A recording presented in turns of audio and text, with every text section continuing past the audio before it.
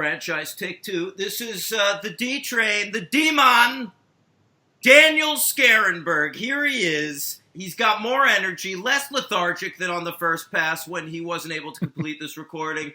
And we are talking... I'll just say it again. We're conjuring up another podcast. That's right. I'll make the same joke twice. The listeners hearing it the first time. The guest hearing it the second time. Henry Papali, over there, nodding his head, in his garage, in New Jersey. Let's introduce him. Hi, what's going on, everybody? It's H-Ghost. Okay. Yeah, why not? H-Ghost, you know. Joining you down the south on the GSP, the scariest part of New Jersey, that's for sure. And we'd like to competition, baby. Yeah, I'd like to welcome you to episode 227. And we have our returning champion for Halloween shows. This is his fourth in a row. We did Nightmare on Elm Street, then we did Halloween, then we did Exorcist Poltergeist, and now I don't think I'm forgetting anything with you, Jason. It's Jason Anthony Harris. That's good. Dan blew it the first time by introducing you ahead of time. I blew it this time. Yeah! Here he is from Public Speaking, the classic rock and roll act. It's not really a rock and roll act, but it's not really. No. What would you call it? I remember when my band in my college band, we got reviewed once, and they described us as art rock, and I was so proud of us for getting I think that's good. Yeah. Yeah. What would Certainly. you call yourself? I don't know. I guess you could say art rock. Usually I just say electronic music now because it's less confusing to the layman, even though when I say that to people, they associate it with like EDM and all this trash music. Whoa! But don't you ever say EDM is trash music, Jason Anthony Harris. Well, how there's dare a lot you of it. Denigrate the good name of DJ Tiesto. God bless him. And rest in peace. Oh, yeah? He could be haunting us right now. Oh, he probably is. Yeah. Hey, speaking of rest in peace, R.I.P. Eddie Van Halen, man. Really? Yeah. Is this the place for that? I think it is. We do RIPs here, like, probably too much on this show. Well, He wasn't one of my guitar heroes, but he was a cool guy and obviously a massive. So a famous person that figure. you don't care about died. So let's raise a toast. It's sad. It's sad. Did he do any soundtracks, do you think? Like Mr. Jimmy Page? I don't know about the that. Godzilla soundtrack? Yeah, I don't know. I don't know about that. But anyway, what are we doing this week there, D-Mon? We're doing the doll thing, you know, Annabelle, starring Annabelle as herself. And we have The Conjuring 2 with the return of the Warrens, our erstwhile heroes, coming in and protecting people, and indeed protecting us from fake news. Yeah, the most sexed up couple in ghost hunting. They really are. You're right. Middle-aged ghost hunting. That's right, baby. Grandma Vera and Wonder Bread himself. Oh man. Well, do you want to, Jason, before we, so we don't have to just rush it at the end, do you want to tell everybody what you just are promoting really quick too? We'll do Oh, it sure. again. I'll say it really quickly. Say it quickly. I started a Patreon, much like a couple of people I know who run a podcast. You did? I did, yeah. Oh and man, I got an email about it, and I meant to sign up, but I forgot. I signed up. I'm a patron. Good for you, buddy. Henry Papali's a patron. And it's for my public speaking music project. I'm going to be releasing like one new song a month, probably one new video a month, and other material. But the main benefit right now when you sign up is that I write a song about you. So you answer like a questionnaire, and I write a song inspired by sometimes like a character based on you or an aspect of your life. And it's fully produced. It's I write and record and produce a song. The great thing about that, Jason, is now these people, if their ex-boyfriend or girlfriend ever get upset and write a "You're So Vain" style song about them, then they can come back and say, "No, I'm not vain. That song was particularly about me." Yeah, for another 50 cents, Jason will write a revenge song on exes. Ooh, that's great. Oh, I'm open to it. Well, because you will write, you have offered in your Patreon to write songs about people in people's lives, right? Like if you want, I'm not like joking now, I'm serious. Like if I wanted you to write a song about somebody else, you would do that or something like that, right? It's an option. I encourage people to make it about themselves so that it's like a kind of a more direct personal relationship between us. But if they really want to deflect and don't want it to be about them and want it to be about someone in their life and their relationship to them, that is an option. I mean, like you, Henry, you of course chose me to write a song for Dan. Yeah. And how special he is to you. So that's what I'm doing right now. Right. How's that going? Oh, it's going terrible. What are some of the facts? It's a disaster. Henry, if you wanted Jason to write a song about me, what are some of the facts you'd give him? Some of the facts? Yeah, like a helpful information. Yeah, you have to give him like a dossier to help him write the song. Comics, TV, film, friend, blunt, frank, honest. Oh, right, Frank. Devoted. Lascivious. Lascivious, sure. Opinions. Always right. With opinionated, but I like just opinions. I don't want to say opinionated because I'm having a little problem with that word lately.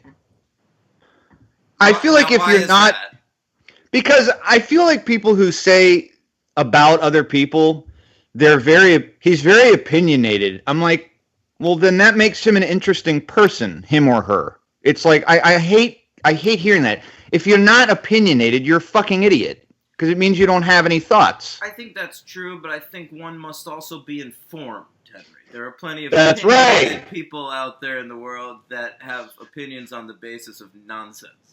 Totally agree. That's why I don't use the word that much anymore because I think it's given too much to people like that. Yeah, I understand that. I stopped using the word pretentious for the same reason because I kind of think in a lot of cases pretentiousness is kind of a good thing. It absolutely is. Totally agree with you. These days, it's like the highest mark of intelligence you could get. So anyway. Yeah, okay. Yeah, Jason, congrats on the Patreon. Where can they find that? How do they get to that? Oh, good point. That's patreon.com/public speaking. All right. Very good. All right. Great stuff. Now, public speaking, as we found out on a previous episode, is the name of your act. And I came up with the idea that it was because it's the number one fear of humanity. And you said that's an interesting theory, and you gave me the actual theory. But I have taken that and decided that it's true. Hey, if it's true for you, it's totally fine. It's, choose your own QAnon adventure. Whatever you choose to believe. I choose totally to believe valid. Whatever Q believes, bro. Yeah. All right. Are we doing a Q update this week? Oh, shit, bro. What's on the Q update? Update. It's time for What's on the Q.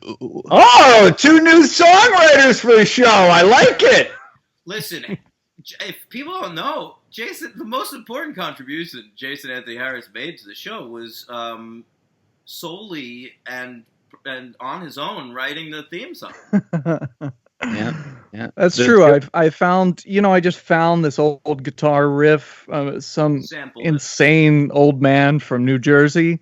I think in an internet archive, he posted this little guitar riff, and it was a mess. Unlistenable, but you It saw was a something mess. there.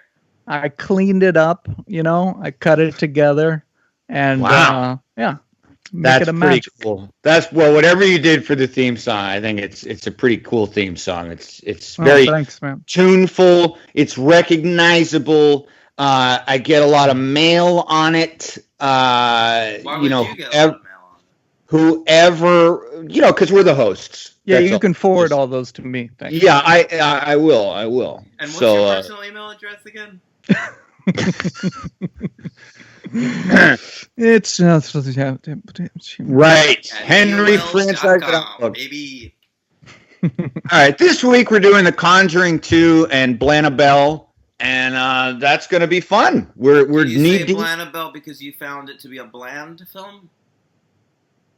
No, I didn't mean to give anything away. I just felt like making a pun on Annabelle. But what's the pun?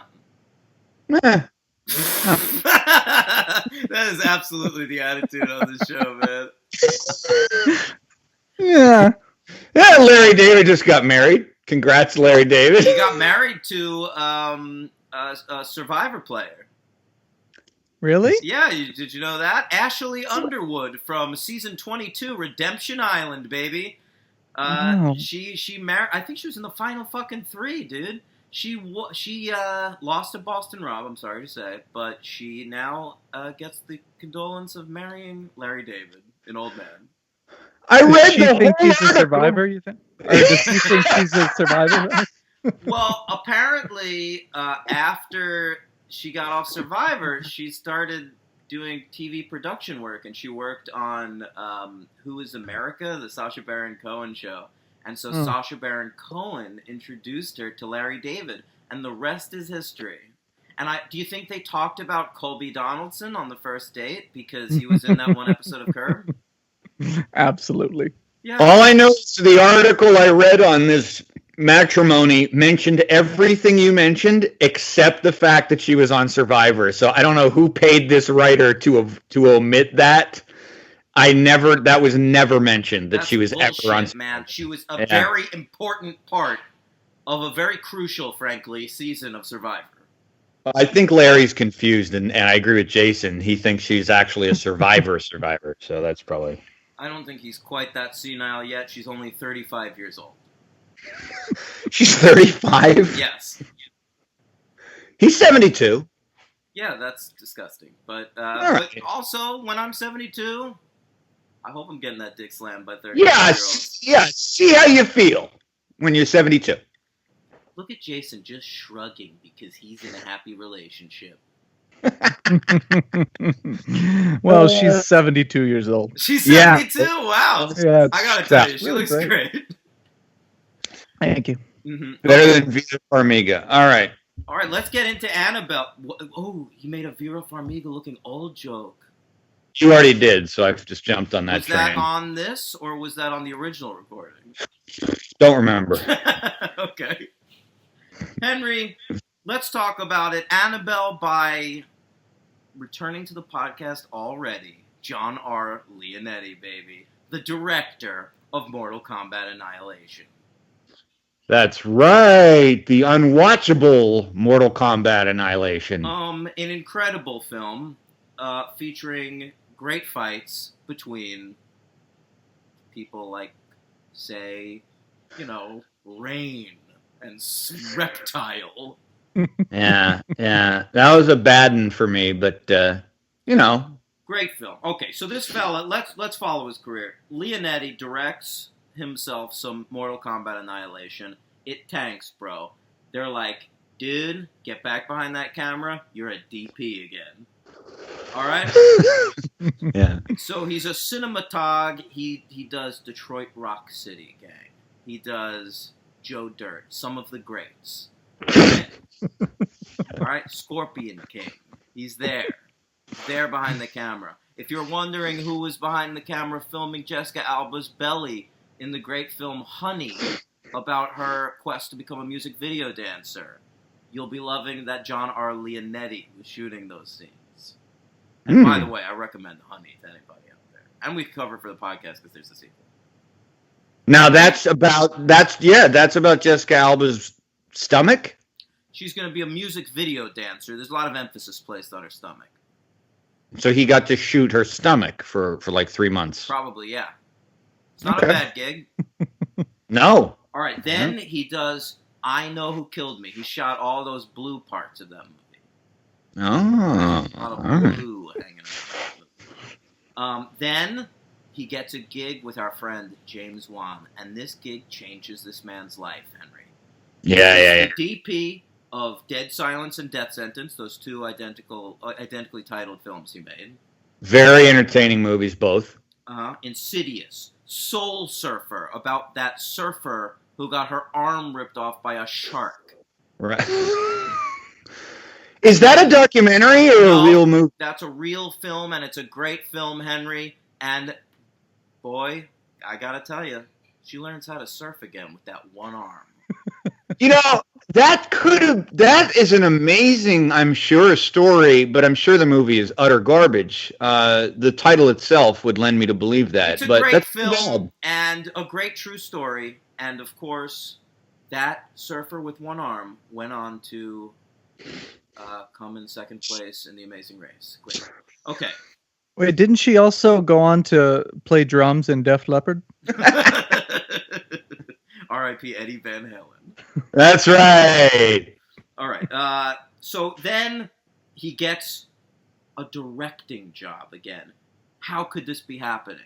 All right. He did in the meantime do Butterfly Effect too. Let's give him credit for that. Oh, all right. All right. Anybody seen Butterfly Effect 1? That's with Ashton Kutcher. Yeah, and Amy Smart. And Eldon Henson. Oh, Foggy. Foggy fatness. No, not Eldon Henson. I got them mixed up. It's the fat guy from Mallrats. What's that guy's name? Oh, Suplee is his name. Yeah. That's right. No, I didn't see it. All right, anyway. His first gig as a director is a thing called Wolves at the Door, which I have never heard of. But he gets another job, and it's Wish Upon. All right. Mentioned a couple of weeks ago by me because your girl is in that, Joey King. Oh, yeah? Well, I'll see it. Yeah. Yeah, he also did Annabelle, of course, which we're about to talk about. And most recently a Netflix thing called The Silence, which is, of course, a shot-for-shot remake of the Ingmar Bergman film. That explains the cover. It does look like that kind of thing. Yeah. Okay. Sure. I hear next up he's going to do Winter Light and Wild Strawberries, John R. Leonetti. Excuse me, I was going with the Silence of God trilogy, Henry. Oh, I'm sorry. So the correct answer would have been Through a Glass Darkly. All right, Alex Trebek. No problem, bro. All right, so we get a writer here is Gary Dauberman, who we're going to see a lot of in this Conjuring universe. Okay. All right, I don't know much about this guy. He seems like a real hack to me. Have you seen a picture of him? No, should I? He just looks like a virgin. Like, what the fuck? Oh, really? Yeah, he sucks. Well, there's a lot of sex in these movies, so maybe he's making up. Well, he's figuring it out. Yeah. He goes on, he wrote all the Annabelles and the Nun and the first movie. God bless you. What the fuck happened there? I had a really uncontrollable sneeze, and then Jason made a face of utter disgust. What was the disgust for? It was the sound. It sounded like Henry exploded. Yeah, it did. Let something go there. Oh, out, spirit, out! This guy, he also he created that Swamp Thing show for DC, bro. The which one? What's it called? Swamp Thing, Swamp Thing. Oh, okay, all right. How is that? I don't know, probably a lot about his dad. DC likes the dads, dad comics. That's right. I didn't watch it. All right, so this movie comes out Oct 3rd, 1914. Excuse me, 2014. Wow. Yeah. A silent film. Yeah, it's about a train coming towards the camera. And then the KKK comes in, and it's a Great. really interesting thing. Yeah. They're the heroes in the movie. Obviously, yeah. God bless D.W. Griffith. A budget of $6.5 million. Now, the whole plan with this was like a test movie. The Conjuring did well. They knew they were going to do The Conjuring 2. They were like, in the meantime, what if we made like a really cheapy-deepy thing based on like the first fucking 5 minutes of The Conjuring, and we'll see how that shit does. If that shit does well, we'll make a bunch of these fucking things, and then in The Conjuring 2, we'll put a lot of random spooky-looking things that we can then make movies out of. Yeah. Yeah. Essentially, definitely. That was the plan, and it succeeded. This film sure did. Made $256 million at the box office. Wow. Yeah, it did particularly well overseas, which isn't always the case for horror, and it came in at number 41 at the American box office, right there between Tammy, which was mentioned on a recent episode, yes, and The Other Woman, which I believe was Cameron Diaz's last movie before she retired from acting. Oh, all right. Yeah, I just noticed this, man. I didn't know this movie. They made it for $6 million, and it's $6 million. I mean, how come nobody told me I've been recording with the computer mic this whole time? Oh, I didn't know. Great. Fine to me, but I'm not used to hearing you on this. Oh my god! It sounds really good now. I fucking hate you, Henry. I hate you. You know, you should really fucking pay attention. I had to fix a thing. We were re-recording. I was frazzled. I'm sorry. You fucked that first thing up, so I didn't want to really... I didn't know. I had a suspicion all this time, but great. I didn't Keep know it to yourself. I didn't know how to broach it with you. Yeah. Well, it sounds good now. Sounded good before, too. We'll see. All right. Just echoey. Listen, this movie was nominated for some stuff, Henry. Oh, fuck me. All right, I mean, okay. What were we nominated for? Well, obviously, I think you could assume that it was nominated for a Saturn Award. Oh, I should have assumed that. Yeah. That's cool. Cool. Yeah, they get in on that stuff, the Saturn Awards. We have a third person here today. We don't need to hear you fumbling your way towards this next segment. Do you see what I have to deal with, Jason, on a weekly basis? Do you see? Oh, you look like you're working really hard over there. I see it. Yeah. Here we go. It looks intense. Saturn is between Uranus and Neptune. Saturn, whoa! Sci-fi best of films. Yeah. All right.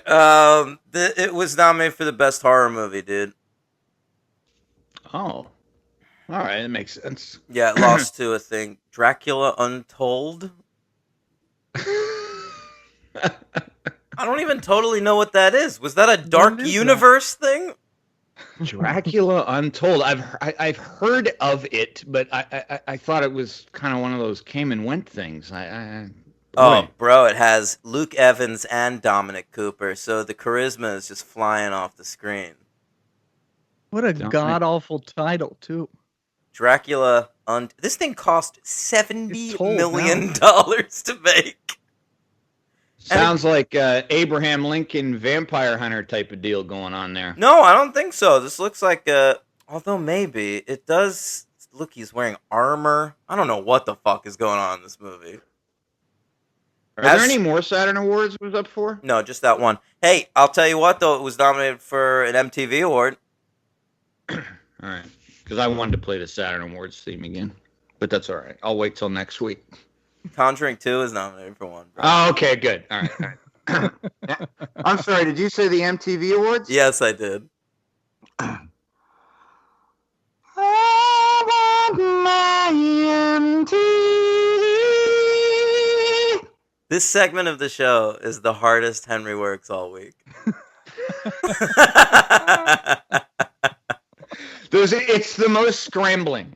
that happens in my life. I'll say that. It's the Yeah, most he's got thrilling. you have a giant computer behind you, and I there's like need some one. iPads, and then you. I need like a console where I can just hit a button. You need And a I know that soundboard like you're like Fred from Howard Yeah. Stern. It's exactly the thought I was having. And I know I could actually figure it out somehow on my computer to just have that already, but I'm not going to. So on we go.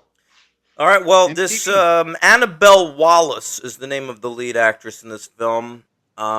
She seemingly was cast because her name is Annabelle. And she was nominated for Best, we've encountered this before, Henry, Best Scared as Shit Performance.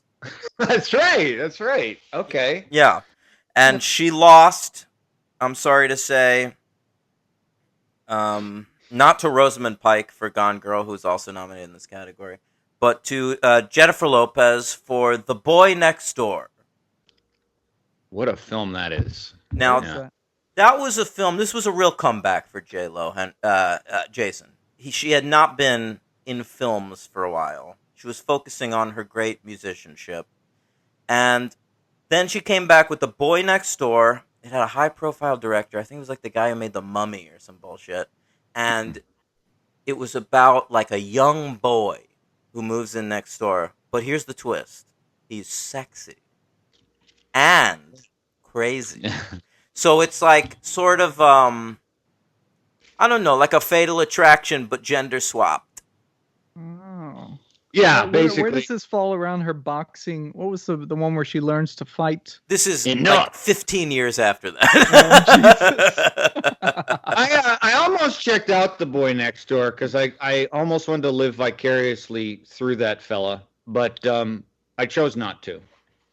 Yo, I wish it was The Boy Next Door and she was like romancing that boy from The Boy. The doll? Yeah. That would be much sexier. Yeah, bro. Yeah, but she's on the 6, so. You make an On the 6 reference every time Jennifer Lopez comes up on this show. That's right. Can you name That's right. other Jennifer Lopez albums? Yeah. J-Lo. That was one. Have we done this segment before? I think so. I think so. It's hard after 400 episodes to do that, but yeah. What about Greatest Hits Volume 2? You think she had 2 volumes? She's just waiting for tonight. I don't know. Oh, good one. That was a track on the 6. All right. People's Choice Awards. That one's right up here. Look at that, right on the console. Great. The people make the choice. It's up to the people that chooses they see fit. Fitbit choosing the People's Choice Awards. It's the choice awards to the people. I always forget that last part. When I hear that song, I just picture Henry at a typewriter for hours and hours. Writer's block. And that's. Oh, I thought he was working, but I guess. Oh, no. I just see him staring at the blank page, baby.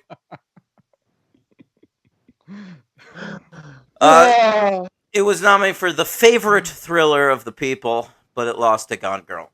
All right. Let's talk about this movie. Listen, I was very disappointed by the opening moment of this film. And that I was... just remember the opening scroll. I don't remember the opening Even moment. before that, brother. Oh. Even before the scroll, I'm looking at a Rat Pack Dune production. Are you telling me I'm tuning into Annabelle and I'm giving Brett Ratner some of my fucking money? Yeah.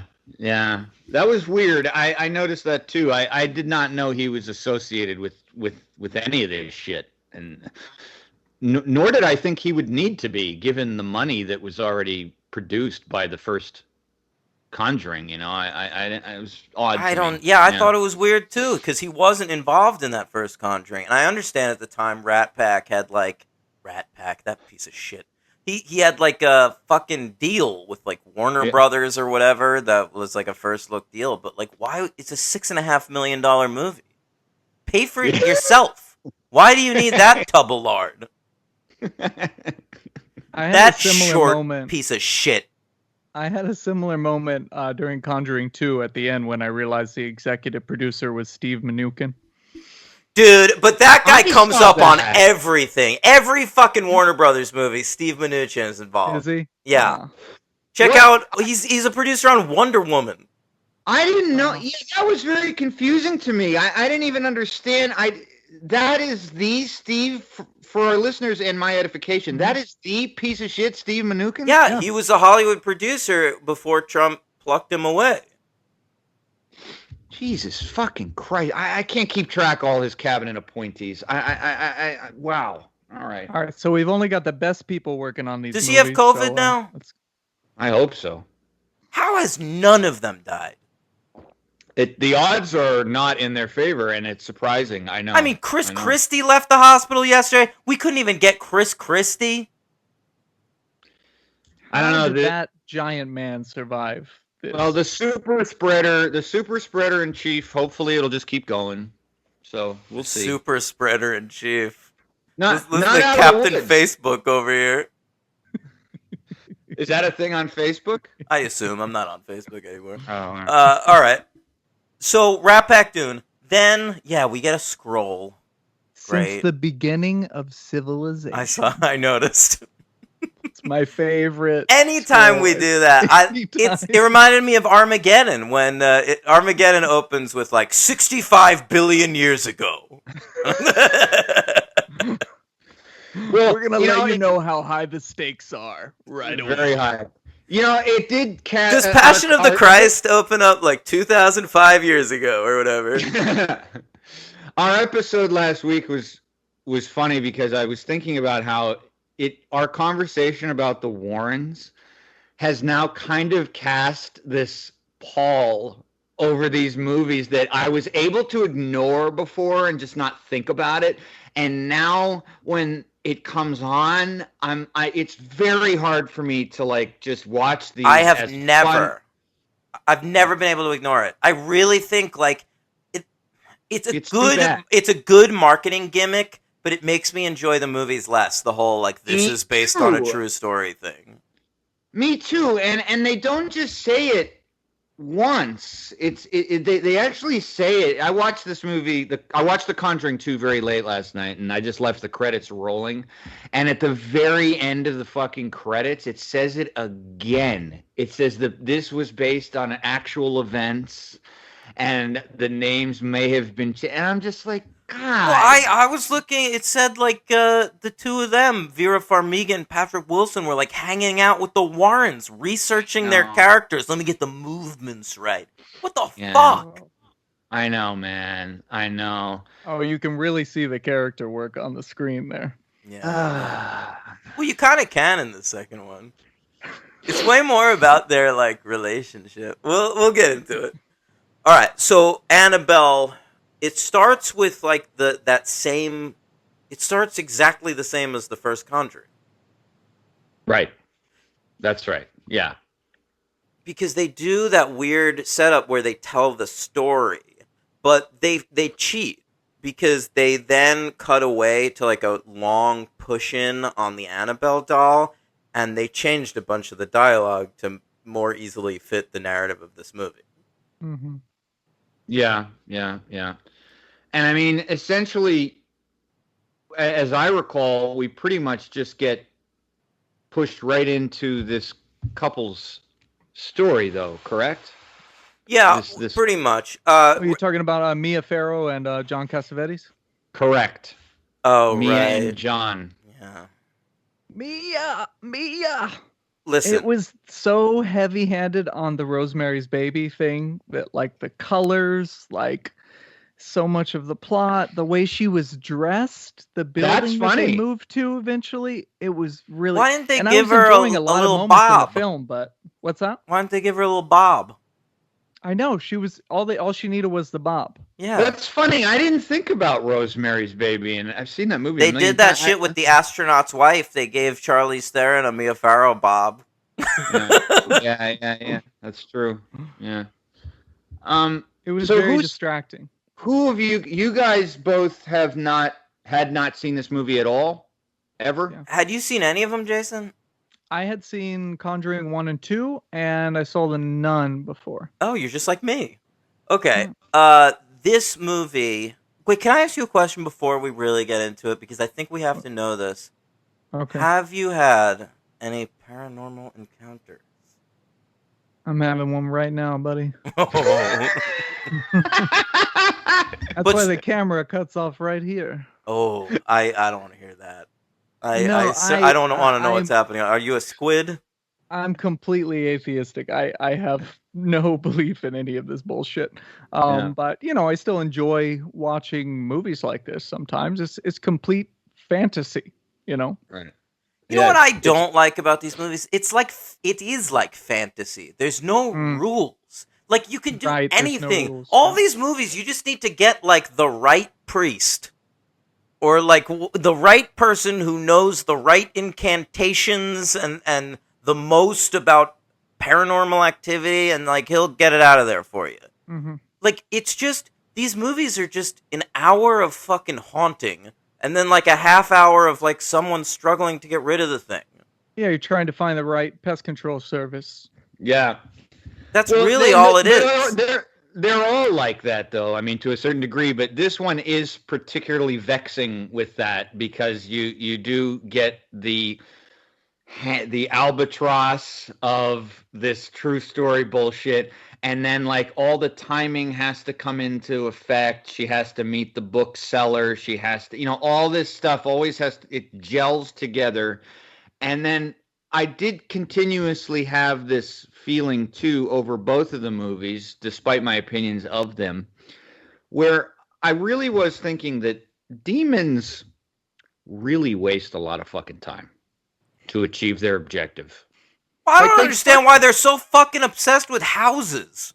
Like, get the fuck out! Like, you didn't spend your entire life in that house. Haunt something else. Yeah. Haunt something else. Haunt something where you're not going to get someone to try to foil your plan. And also, you understand how it works. Like, once you die, like, someone's going to move into your house. You get that. There's no one, like, on their deathbed going, like, if someone fucking moves into this house after I die, I'm going to lose it. Yeah. Haunt an abandoned barn or something. You'll never get an exorcist to even know you're there. You can haunt away. But you won't get any souls. You might get a Is that the pig or a goal chicken. Here? You could get a lot of things, but they also just fuck around too much. It's like they always start out with playing around a little playing around. Yeah. And then they can throw knives and chairs, but they always miss. Just go right to the knives and chairs. I agree. Collapse the fucking thing right away. It always reaches a point in these movies where it's just fucking chaos. And they're in like a house of horrors, and there's shit sparking and ceilings falling. Just do that right away. Why are you messing around with the kid's toy truck? I agree. Go right to it. Objective accomplished. It seems almost like, I don't know, I was thinking about that too, and how it always follows that same trajectory. And it seems like, I don't know, to give them way too much credit, that part of the point has to be that, like, they're terrorizing someone, right? Yeah. So they're like starting slow. It's like they're psychologically like torturing the person in order to, I don't know, get their fucking soul or whatever their end game. But is that what they're going for? The soul? Because I thought they're just trying to get the people out of the fucking house. Well, in Annabelle, they want the soul.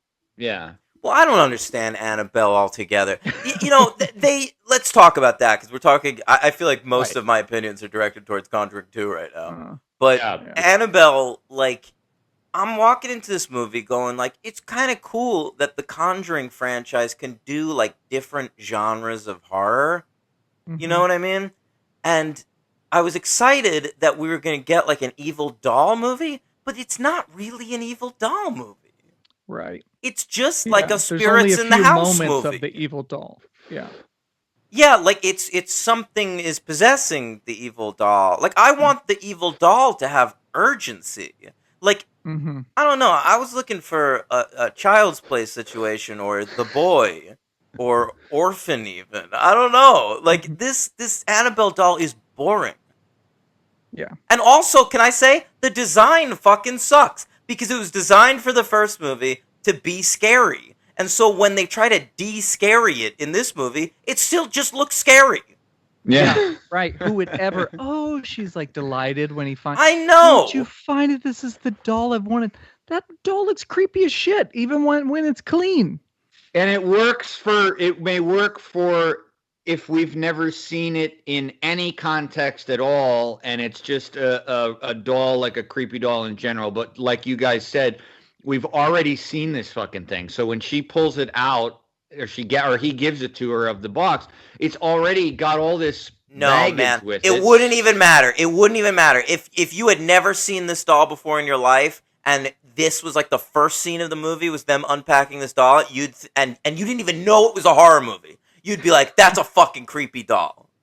Yeah. I agree. Yeah. I disagree. I think it's a beautifully crafted Dutch doll, like the gnome figures that are famous from Holland.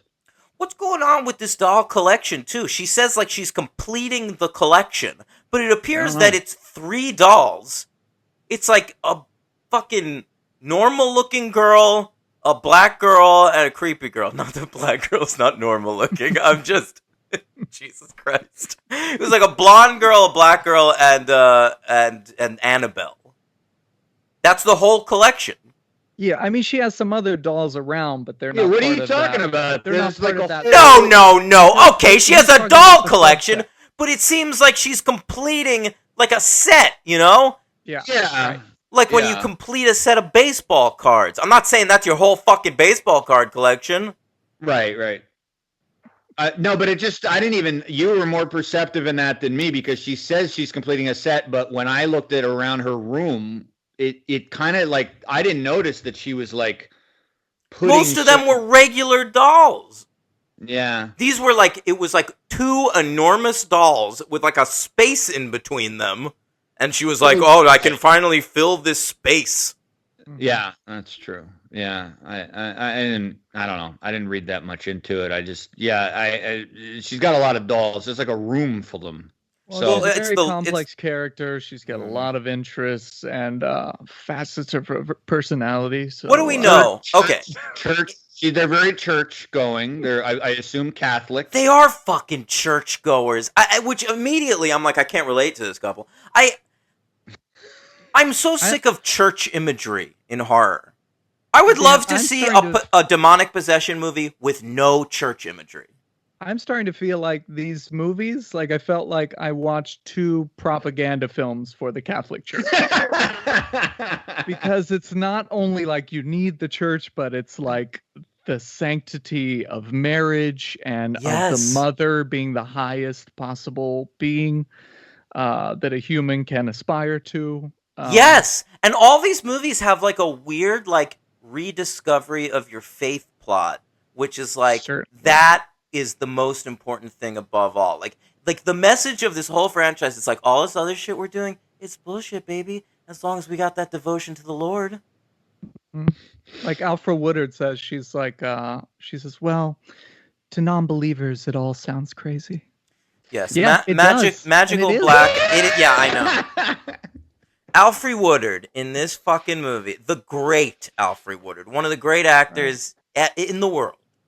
And she is showing up, like, I'm like, what is this character? Like, what is her purpose? Because the whole movie is just this dumb couple. This dumb, boring, white couple with no personality whatsoever. And then you've got Alfre Woodard, and I'm like, are they going to give her a heel turn? Like, that would be kind of cool. Yeah, that's what I was expecting that might happen too. And I thought they were toying with that a little because she was a little serious and creepy. Yes. That you didn't know which and way she she kept was gonna talking go. about her dead kid, and I thought maybe she killed it or something. Or that she was so like fucking messed up by it that now she was weird. Well, But that's what I assume anytime people talk about their dead kids. Totally. Anytime anyone talks about their dead You kids, I'm killed like, it, why'd you have dude. them in the first place? You should be relieved. All right. I wrote boring in capital letters for the couple when I first had an encounter with them, but the husband really stayed on as extremely boring. She grew on me because she had a lot more to do, but I thought her performance actually got better as the movie went on. I totally agree. I agree. I think you guys are being a little harsh on her. I think she's fine with the material she's given. I think the guy is fucking. You know what Dan usually says about Mr. Patty Wilson applies to this fucking guy big time. It's just another fucking doughy, hapless. You know who he reminded me of? Guy. That dude Kip Pardue that got Me Too'd. I don't know who that is. I know that name. Yeah. It's like any one of these actors, just like a handsome guy who was around for a couple of years, and then they tried him on TV. No one liked him there either, and then he raped someone. So he's got... It's like, oh, I'll try this. Yeah. He's so milquetoast. Yeah, he guy. really In the is. movie, He I really was like longing for the charisma of like, because I kept thinking about Rosemary's Baby of like a John Cassavetes. you Bro, know? I was longing for the charisma of Patrick Wilson. That's true. That's right. That's right. Shows to go, yeah. He ain't so bad. Yeah, I know. This Annabelle Wallace, have you seen her in anything? No, I never have. Yeah. I think I have. She's. I've seen her in lots of stuff. Oh, you have? Yeah. Go ahead. I'm not exactly a fan of Annabelle Wallace, but she's all right. She was on the Loudest Voice. You know, that was the Fox News show on Showtime. Right. So, like, if you ever want to see this actress, like, getting molested a lot by Russell Crowe in a fat suit and a ball cap, like, you'll be loving that. No, thank you. Yeah. I really liked how the movie started, the way that it looked, like the way that suburban kind of gothic feel, like the cinematography of it. I thought it looked really creepy and interesting. Well, it looked like a these Gregory movies look Crewdson good. work These or something. movies look good. I mean, all Shout out to these John movies, Leonetti. What's that? Yeah, I mean, wait, who's the guy you referenced there, Jason? Gregory who? Gregory Crewdson is a photographer who works with like these like immaculately detailed staged photos that are often like at night in the suburbs, like I said, like American Gothic. I have seen that shit. That is cool looking. We had that and there at were Barnes a few and Noble. shots in this that looked like really beautiful, especially in the beginning with the suburbs. It lacked Mortal Kombat characters. If it looked like this but had more ninjas and stuff, I'd have been more into it. Yeah. Well, I'm talking about the scenery, so yeah. We've actually covered Annabelle Wallace before. She was in X-Men First Class. Yeah, she's like a cameo though. Haven't you watched that Peaky fucking Blinders? She's in that. Oh, right. Oh, major role in that. That's right. Yes. That show's great. Fucking great show. Yeah, I'll never watch that. I'll never watch it because I would never watch a show called Peaky Blinders. That's great. It's good critical thinking there. Yeah. I have great critical thinking, man. It's got principles. I can only go so far with these titles. At a certain point, I'm like, you're crazy. Get out of here. The Secret in the Grain? No, thank you. Secret in the Grain? That's something on the Criterion Collection that I have skipped for years because of the title. All right. Sounds like a Children of the Corn spinoff. Oh shit! Don't say that. You'll get Kyle Padavato excited. Uh-oh. All right. So that's the couple. They suck, and they are having a baby. Do they have a baby? I don't remember this fucking movie. They have a baby eventually.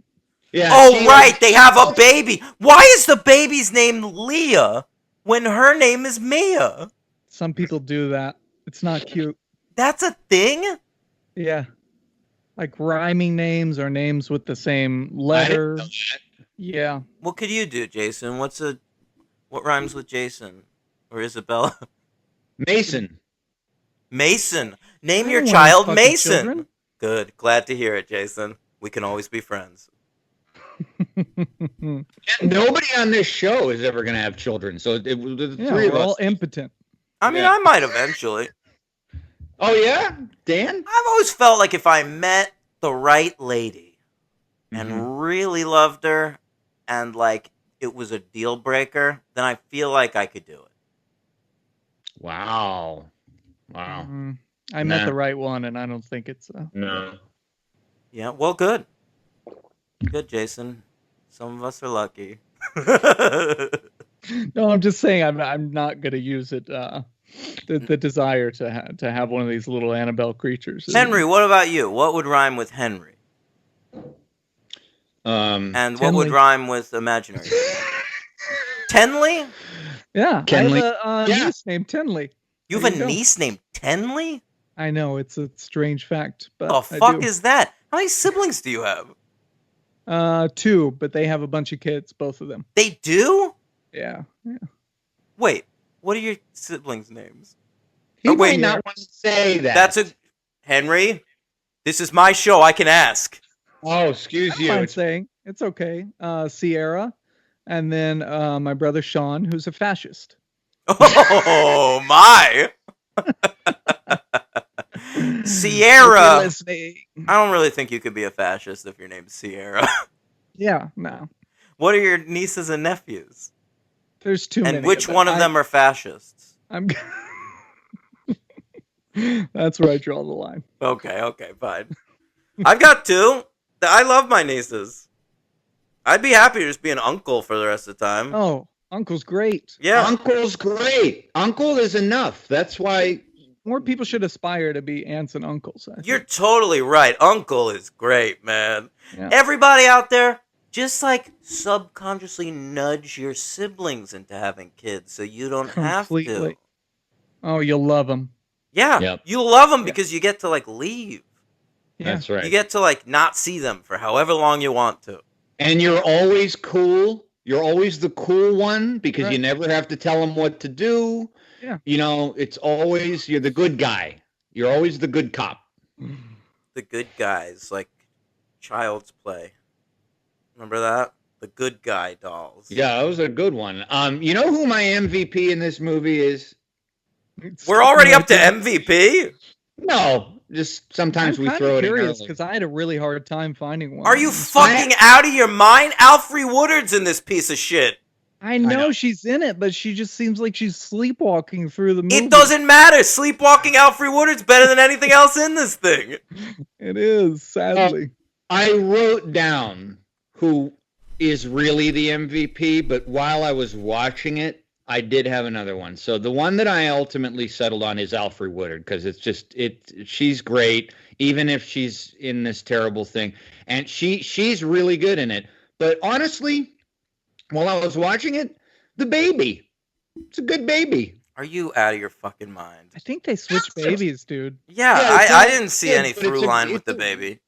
Yeah, it's a good baby. It's a good actor. It's a method baby.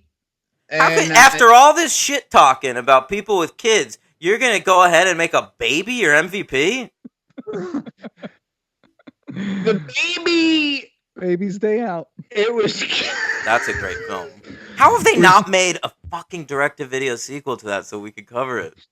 It's absurd that there are not sequels. To There that should be movie. so many that you can knock them out. All you have to do is have a baby on a day Yeah. out.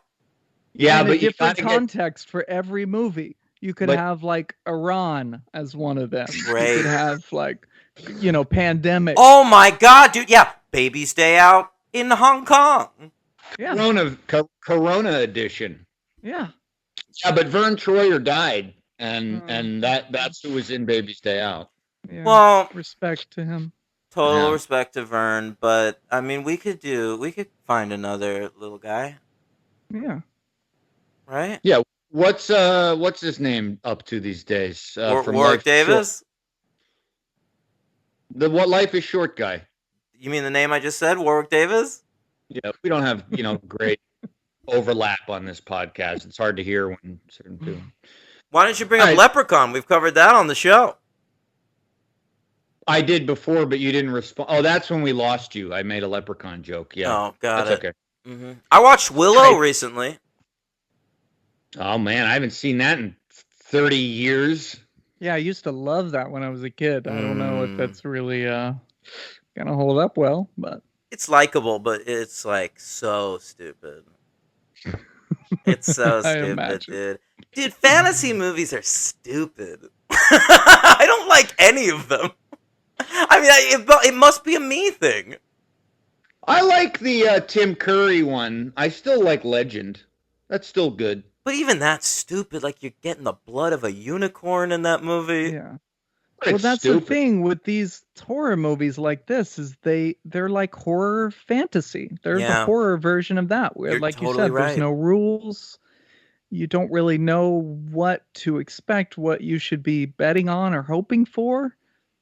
It's Yeah. It's just you're sitting there for 90 minutes and there's never any tension because, like, it's just going to be like, well, at the end of it, they'll get the demon out of this doll. I don't Yeah, know. that's the problem. And I know we had talked about this a year ago with one of the Exorcist movies, but and probably subsequently with some other stuff I know that brought it up. But you know, I saw this one in the theater. I saw several of these in the theater, and I don't remember the feeling that I got when I watched it this time, which honestly is probably the worst feeling you can have during a horror movie, which is I really was just bored. I was bored, and I wasn't you know particularly bored. I was into it. I was just like, yeah. it was never good. Well, that was part of the reason I was bored. I just think that I think there's one particular sequence that's done very, very well, and it was the same sequence that I liked when I saw it in the theater. It's when the And two. it's Can I guess? It's when the cult guys break it. no, but that's a decent I it's a sequence. think great that. sequence. Yeah. Like the shot that goes across their bed to the Yeah, neighbor's and it apartment. That was my and it favorite throws shot in the you entire off. movie. Great. It throws you off into another track. So you're like, oh, wait a minute. This is like it brings it into a realistic setting where it's like a Manson family thing, which was a very interesting idea. I like that. I could have used like a fake cult. I didn't need to bring fucking Charles Manson into Annabelle. True. It's a true story, Dan. So Oh my god. You're fucking right. And that's how they get away with this shit. that's right. You know, when this movie first came out, I didn't know that it was involved with The Conjuring. Oh, really? Like Yeah, I that don't think I did either, actually, because I wasn't that aware of these Oh, I movies. Yeah. That's unique to this movie. When we first started doing the podcast, which was like 2 years after this movie came out, I remember someone tweeting at me and saying like, hey, so when you do The Conjuring, will you do the Annabelle movies also? And I responded, no. Like, I remember why that. would we? And then, like, everybody came to that guy's defense and was like, it would make sense to cover Annabelle, you piece of shit. And they're right. Like, it is totally the next movie in this franchise. But Yeah. That's I really I that's had really no unique, idea. isn't it? That they that a franchise starts and then the second movie in the franchise is a spin-off, like about a minor character, I guess, if you even want to call it that. It is know, weird. Yeah. It It's is a weird. weird thing. It's the kind of thing that franchises will do down the line. Like, this is a real Hobbs Yeah. and Shaw situation. But that happened after the fucking 8th Fast and Furious movie. Right. Yeah. I just think getting back to I think this movie it didn't get boring for me until after they move out of their house and then move into the apartment, and then it just loses steam. It just starts to lose steam because it kind of becomes predictable very fast. But I thought the best sequence and the only time in the movie that I thought was a little scary, less so this time because it's a rewatch for me, but was when she goes to the basement. I thought that was pretty cool, and she encounters like that demon in the elevator type thing. Do you know what I'm talking about? Oh, yeah. Yes, I do. And I read that that was a reshoot by James Wan. Really? Yeah. I wonder why, to add some more scares or what? 'Cause I think it I works. assume. I think they probably needed another big horror set piece. Because that sequence, while it is well shot and the demon is kind of scary, it's pretty fucking divorced from the rest of the movie. Mm. It doesn't have a lot to do with anything, and it feels way more Conjuring-y than Yeah, it anything does. else in the movie. It does feel that, but maybe that's why it works. You know who plays the demon? Who? The composer. Yeah. Why? He's like a weird goth guy, and he has played demons in a bunch All of of these them. James Wan movies. What's his All name? of them. Joseph Bishara. He's a great. I mean, I don't know if he's a Is great. he the composer, guy that but did his- Conjuring 2? Because I was impressed with the score in Conjuring 2. Yeah, and one. I really like the scores on those. He did the one for this too, I think, but this is completely It's unremarkable. totally generic, but Conjuring 2 has like some pretty sweet piano themes and stuff. Yeah, no, he's very talented. He's a film composer. Yeah. And he's always in the Insidious movies, always playing a demon. He's like a real weird Marilyn Manson lookalike. I think he plays the Right. nun. He's the nun in No, the Conjuring he's 2. not. No, he's not the nun. There's a woman who's the nun. You can look at pictures of her online because she's attractive. In the Conjuring 2, the nun demon is him. All right, well now I believe you because you said it much more seriously I thought and much this was more common forcefully. knowledge. I thought this was common knowledge. I'm very sorry. I don't think you're right, dude. Joseph Bishara as the demon nun. There Okay, you go. but in like passing shots, because I don't No. think he's the face of the nun. Yes, that's him. That's him. In yes, that's him. You Which mean is it's only in that movie. In the Conjuring 2 with Not every in time you the nun. No, I mean he might. I don't remember the nun, the nun. If there's shots of the nun as a demon, it's probably him. But I know in this one he's the demon nun. Yeah, he's a weird looking dude. wow, so weird that the actress who was credited as the nun in The Nun was also credited as Demon Nun in The Conjuring 2. That is wild information. That is wild. Listeners all know I'm correct, so it doesn't matter. I'm not going to argue this. This has like been for years part of the thing. He uses This is guy. the lamest hill you've ever died on. I don't know why you don't just believe me. Why Because do I you just believe- looked it up! So that's a woman you think playing that demon? I think that you might be right. This composer guy was like a stand-in for that role. So when you see like the nun skittering by the screen or whatever, like it might be him. But like when you're looking at the nun like dead on, it's this woman. Okay. All right. I give up. I'm really It's all right. torn. I can't settle the argument because No, it's all right. I mean, we've learned in the past. I've been right about these things. We find out through different people. When that have I've you been right, ever so. been right? Ryan Rebalkin has corrected you twice. Listen. If all you're gonna give me right now is Ryan Rebalkin, you're in trouble. Look, I want to say something about this movie.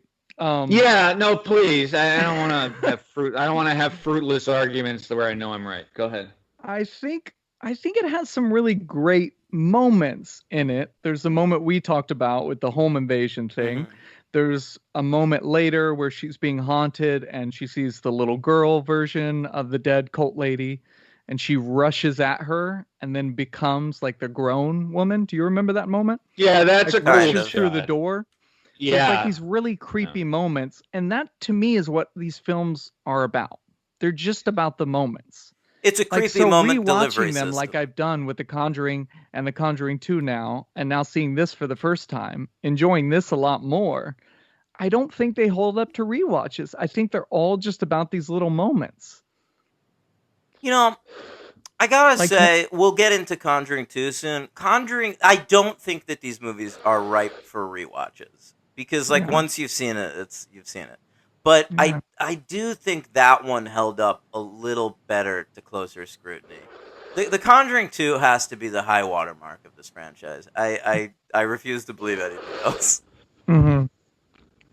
Well, what Well, do you were rewatching Annabelle, and you had Yeah. already seen it. You remembered really enjoying it the first time. Well, not really enjoying Annabelle, but I enjoying it. remember it was okay in the theater. I mean, it was entertaining enough. I think I had given it 3 stars. But I It's a do. star- Yeah. Well, You think it's a I 3-star don't think movie? so. I don't think so, No. so anymore. To be honest, I really don't. I think you nailed it right there. These movies work very well. Well, not for you guys, I guess, but I think on the first viewing.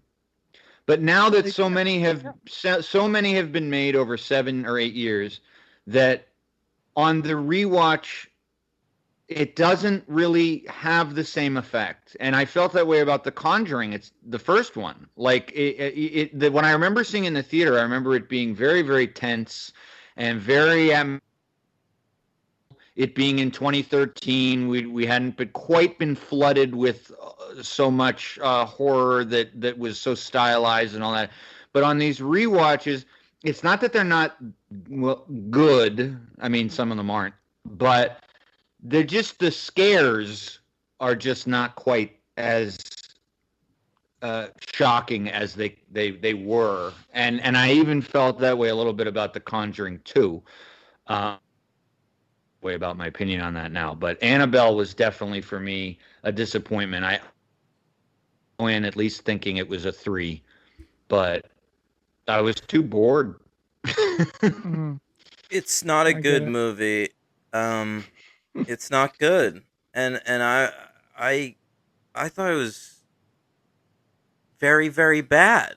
Like this Very bad. This is not close to a 3 for me. Like I'm sitting there watching this, going, "Is this a 2 or a 1?" Mm. I really. And this was your first watch, right? Yeah. Okay. I felt parts of this movie being totally incompetent, just having no idea of what to do, and I found it a lot more on the writing side than the directing side. I think this Gary Dauberman, and I am genuinely upset that we're going to have to deal with him a lot more in this franchise, because he sort of becomes the shepherd of this franchise. But I think he fucking sucks. And I think the fact that you set up 3 characters, it's a movie with 3 characters. There's kind of a Latino priest hanging around, but to no avail. And then it's the husband and wife, the most boring couple in movie history. And then you've got Alfre Woodard, who's like, is she a bad guy? Is she not? And then at the end of the movie, this is what they came up with. That you have, that to get, can you stop like blowing smoke directly into the mic? Into the mic? Oh my God, every 3 seconds it's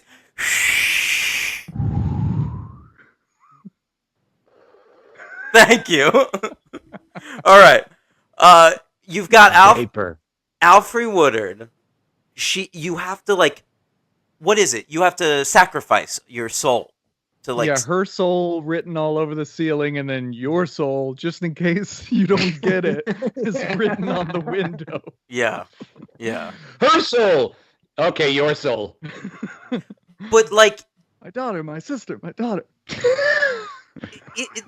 What is it? Someone pure has to sacrifice the soul. It's either going to be the mom or it's going to be Alfre Woodard. And so, the kid can't give up her own, can't actually willingly give up her own. Well, and that what? Henry, you're breaking up a little. Sorry, I'll try again. That also breaks the rules of in other horror movies, and where we just saw in the first Conjuring, where the demon can just take whoever it wants and doesn't need permission.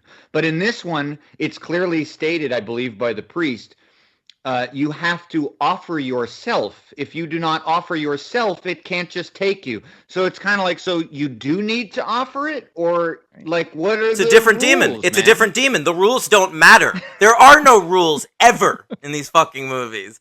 And, of course, it can't be the mom, because she's the main character and we love her and she's white. So, like, the only black character in the movie, Alfre Woodard, she has to step up of all people, like, all right, well, the audience doesn't care about me as much because I've been sort of on the sidelines. So, I'll sacrifice myself. And so, the whole fucking movie, this couple getting haunted, this baby being put in peril repeatedly for like the last 45 minutes of the movie.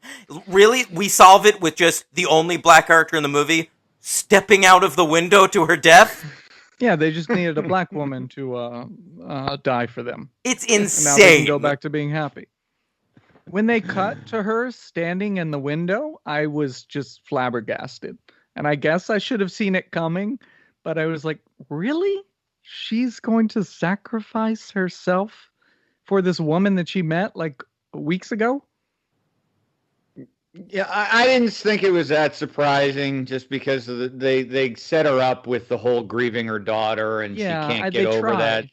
So it's like, it's not that much of a surprise. She wants to be with her daughter, so she's got nothing to live for. I wasn't very original at all, but I didn't see it as a big surprise. I don't know. I don't think I thought it was quite as terrible as Dan did, but I was really not into it. I'll probably I'll probably never watch it again. So it was a disappointment for sure. Here's the most horrifying moment of the movie.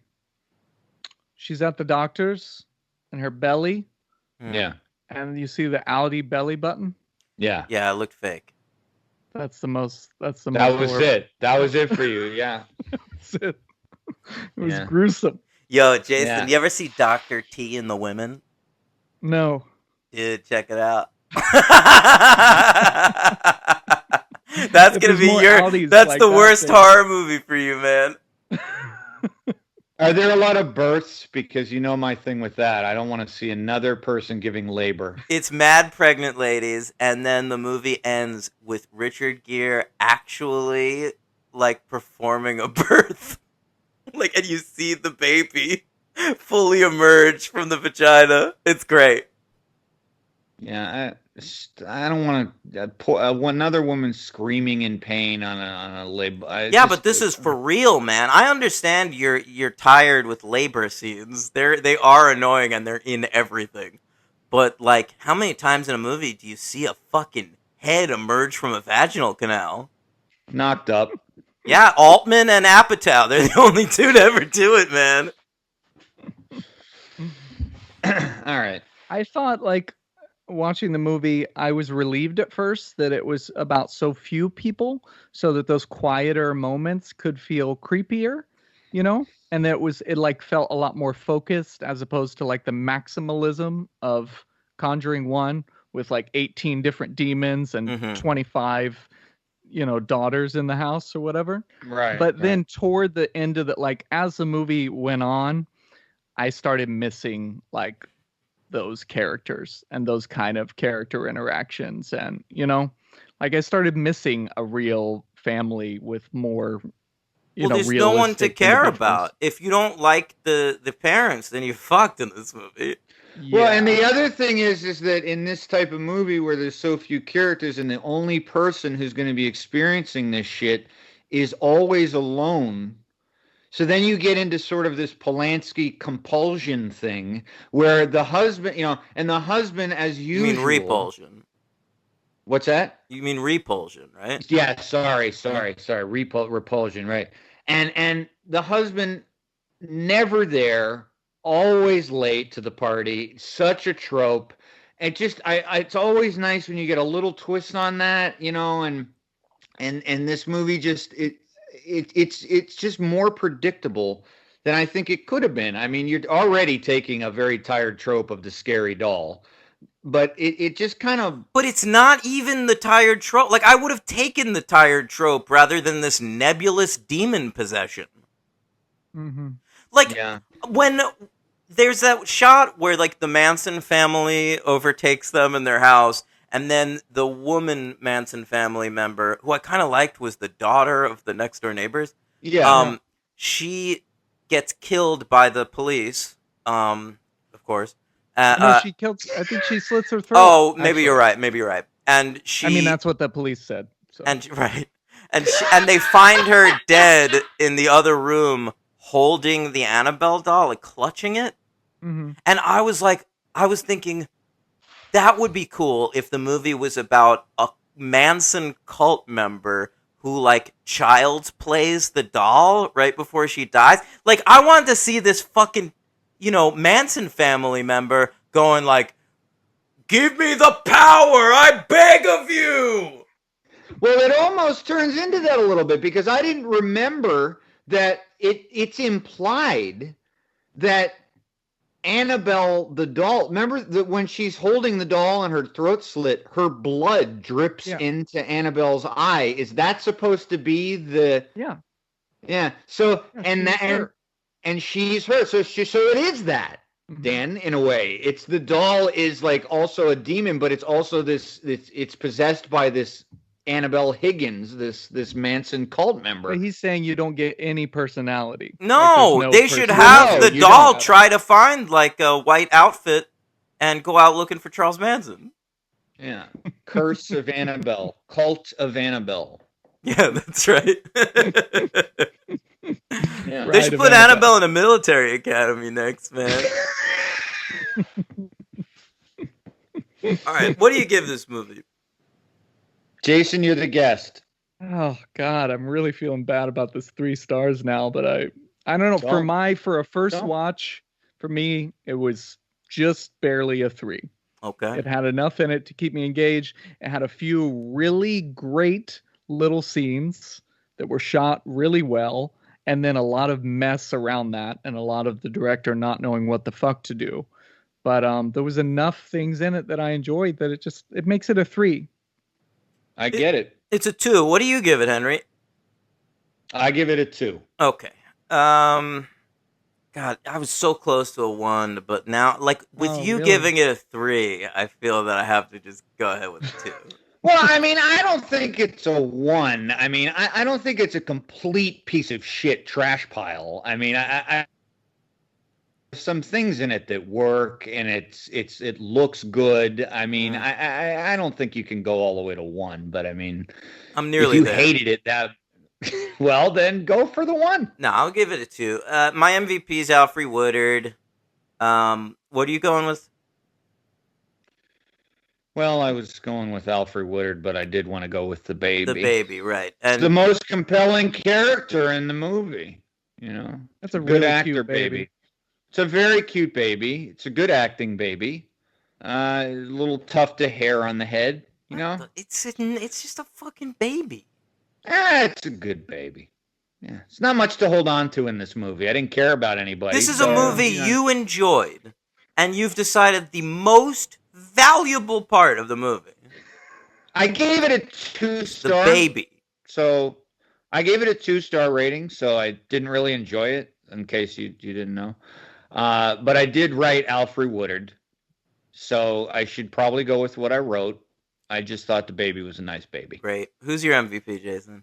I was so excited to see Woodard, but then just the performance being nothing to me. I don't know. I went with Mia, the Annabelle Wallace woman. Not that it's a great performance.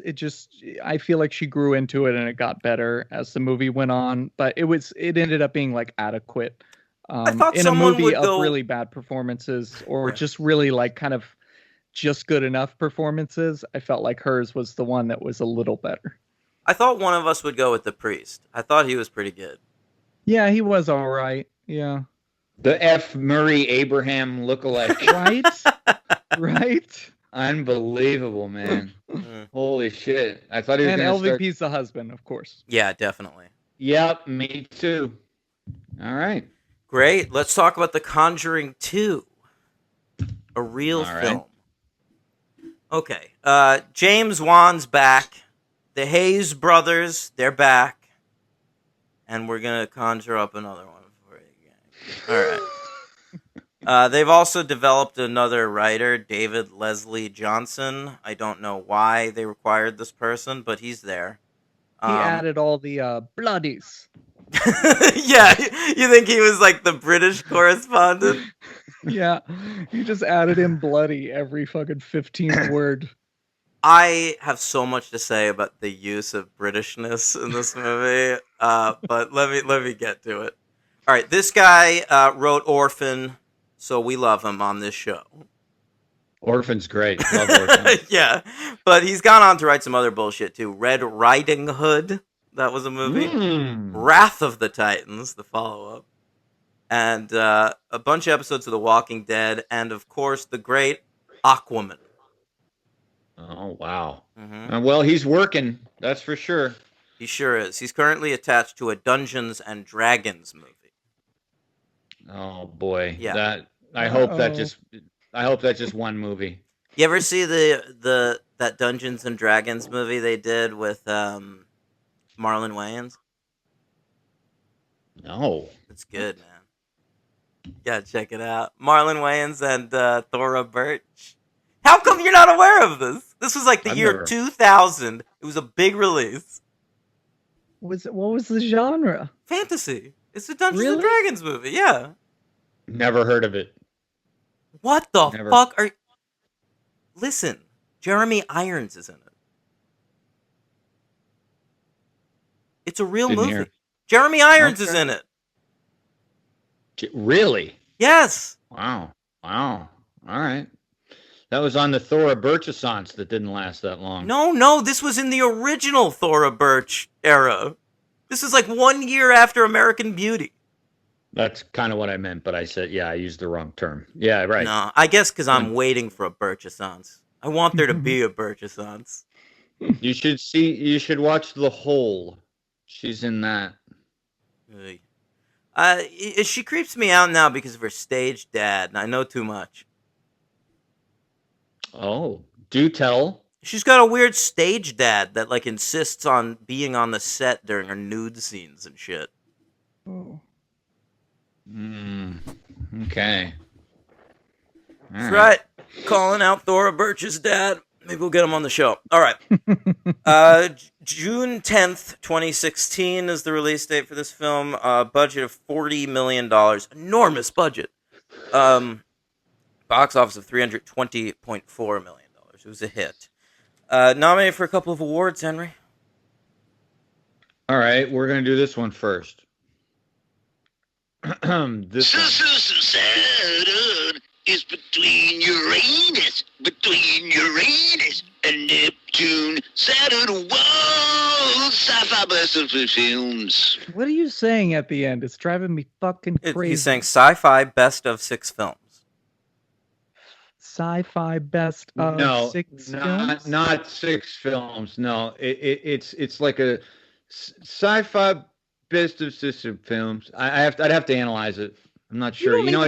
No, he's not actually saying anything. He's just fumbling his words. I will have to analyze it and get back to you. It's up for the listener's interpretation. That's what great music's about. When you can't understand some of the lyrics, you just put whatever you want there, you know? It's not really, it's not about the lyrics, it's about the feeling that went into it. I know. It's like that. I feel like the Saturn Awards theme is Your Visions of Joanna. Yeah. Except it's Jacob Dylan writing it. Bro. Yeah. Hey, listen. Nothing wrong with Jacob Dylan. I know, Let's give him his credit. If Jacob Dylan was not Bob Dylan's son, we'd all be like, Jacob Dylan rules.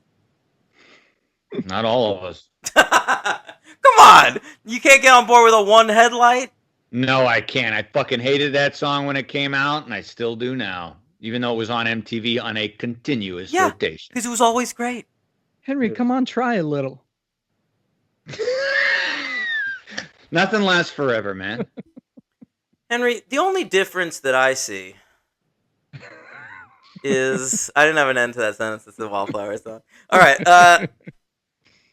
Henry, People's Choice Awards. Oh, wait, I didn't say what Saturn Award this happened. Oh, yeah. It was nominated for Best Horror Film, but it lost to that movie Don't Breathe, which I actually prefer. Oh, is that the one where the kids get locked into the blind guy's house? That's right. Yeah, it's great. That was good. That movie was... Who is the main guy? Who is the lead actor in that? The famous... Lang. What's the guy's name? Something Lang. Stephen Lang? Is it Stephen Lang? I think that's right, yeah. Yeah, that was a good movie. That was Yeah. fun. Mm-hmm. Movie rules. Okay, this People's Choice Award. Let's hear it. The people make the choice. It's up to the people that chooses they see fit. Fitbit choosing the People's Choice Awards. It's the choice awards to the people. That's like your thin red line, Henry. You really went through a lot there. Hard. That's my thin red line. What's my days of heaven? What's my days of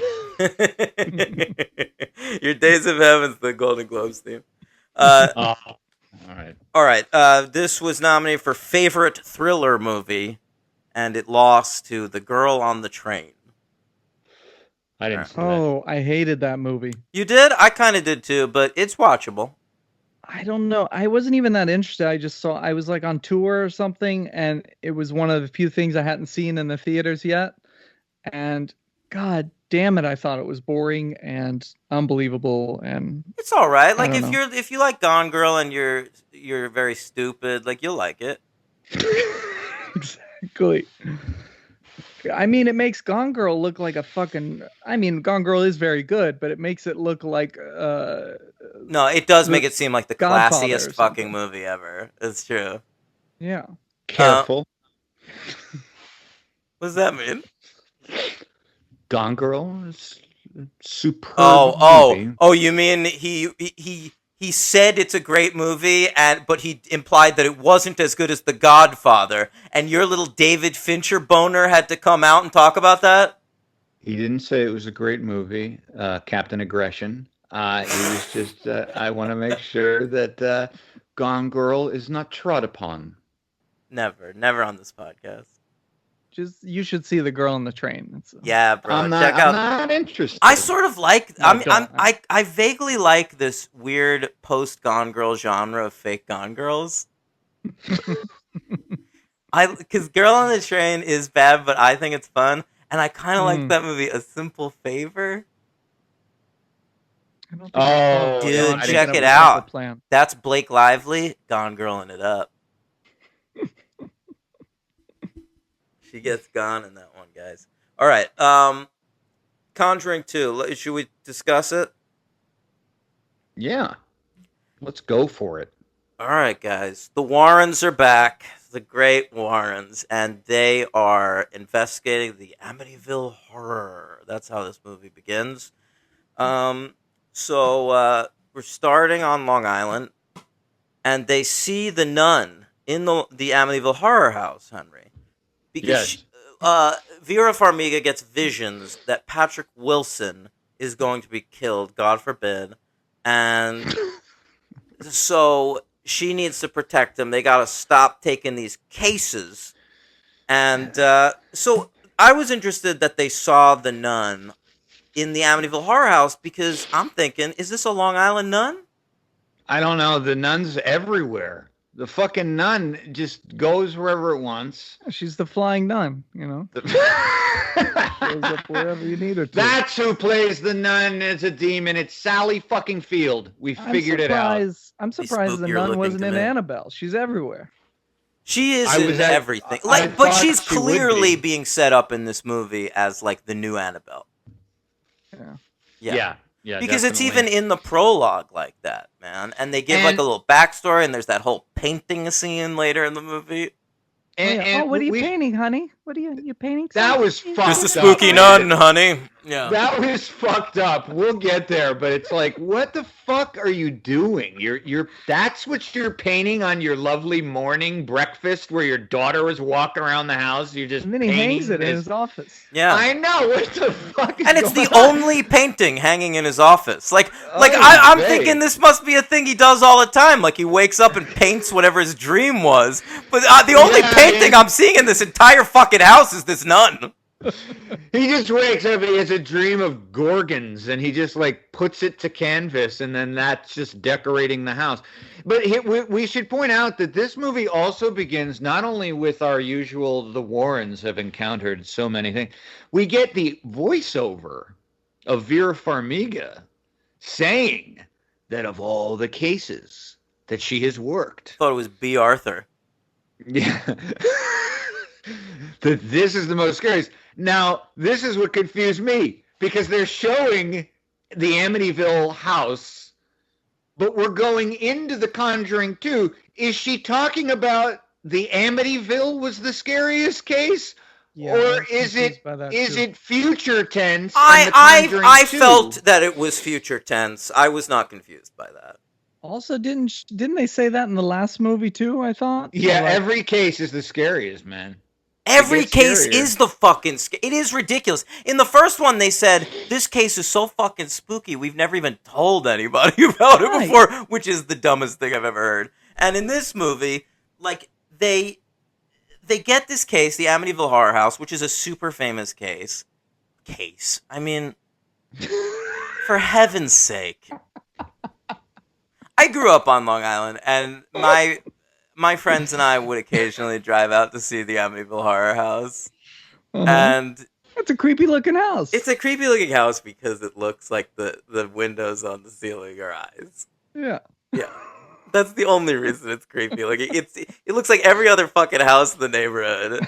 It's so dumb. And the only thing that distinguishes it is like some asshole like killed a bunch of people there.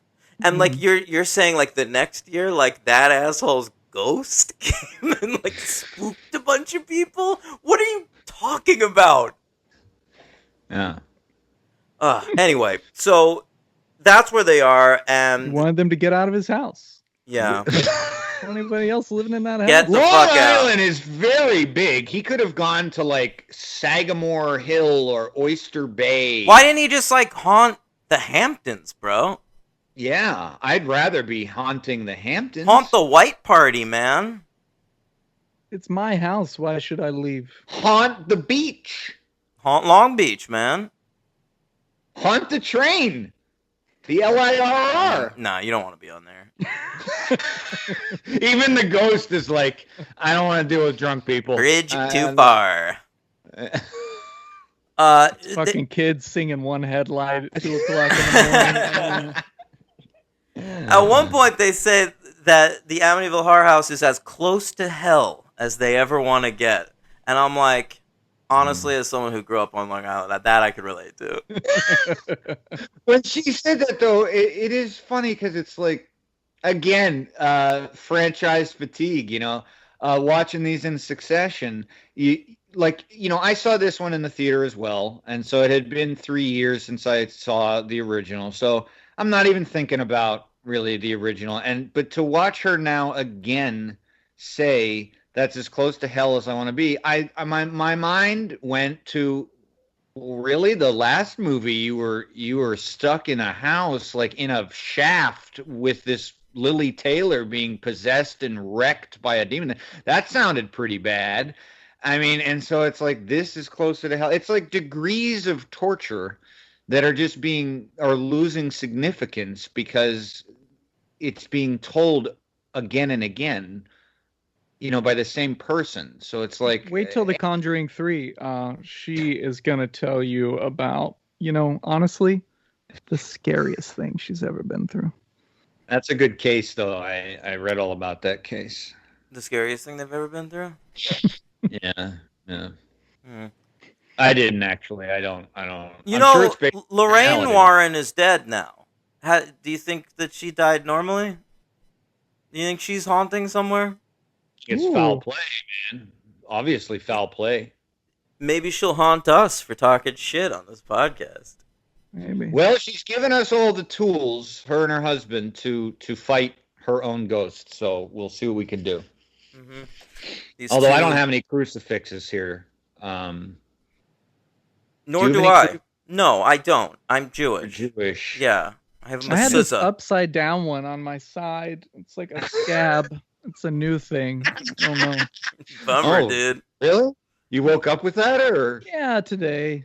It's fine. I also have this little mark on my eyeball. It looks like a number. I can't tell what it is. Oh. Oh, hey, we'll use whatever we can get. Yeah. That's fine. That's fine. Yeah. and I have this scar on my abdomen. It looks like someone branded Keith Raniere and Allison Mack's initials. I don't know I where wouldn't that worry came about from either. I wouldn't worry about it. I think I have some garlic. If we encounter, she comes back as a vampire. Yeah, I don't know if they're vampires we're dealing with, man. That's a whole different, can of worms. You look like you've lost a ton of weight, Dan. You look like you're thriving, so I'm sure this Keith Raniere thing is. Don't even worry about it. And I don't know. I don't know if Dan knows it or can see it, but behind him, I didn't want to point it out. There is 2 dolls that have been sitting there. Everything's okay. Jason, I asked Keith permission to do the podcast this morning, so. Oh, good. Yeah, okay. yeah, we're good. I So asked Nippy. dude, Nippy's my favorite character on that show. Nippy just gets all jacked up. Nippy does get jacked up, man. Up and I just want to hit somebody, man. I don't even know. Well, I have this fucking guy's initials next to my wife's vagina.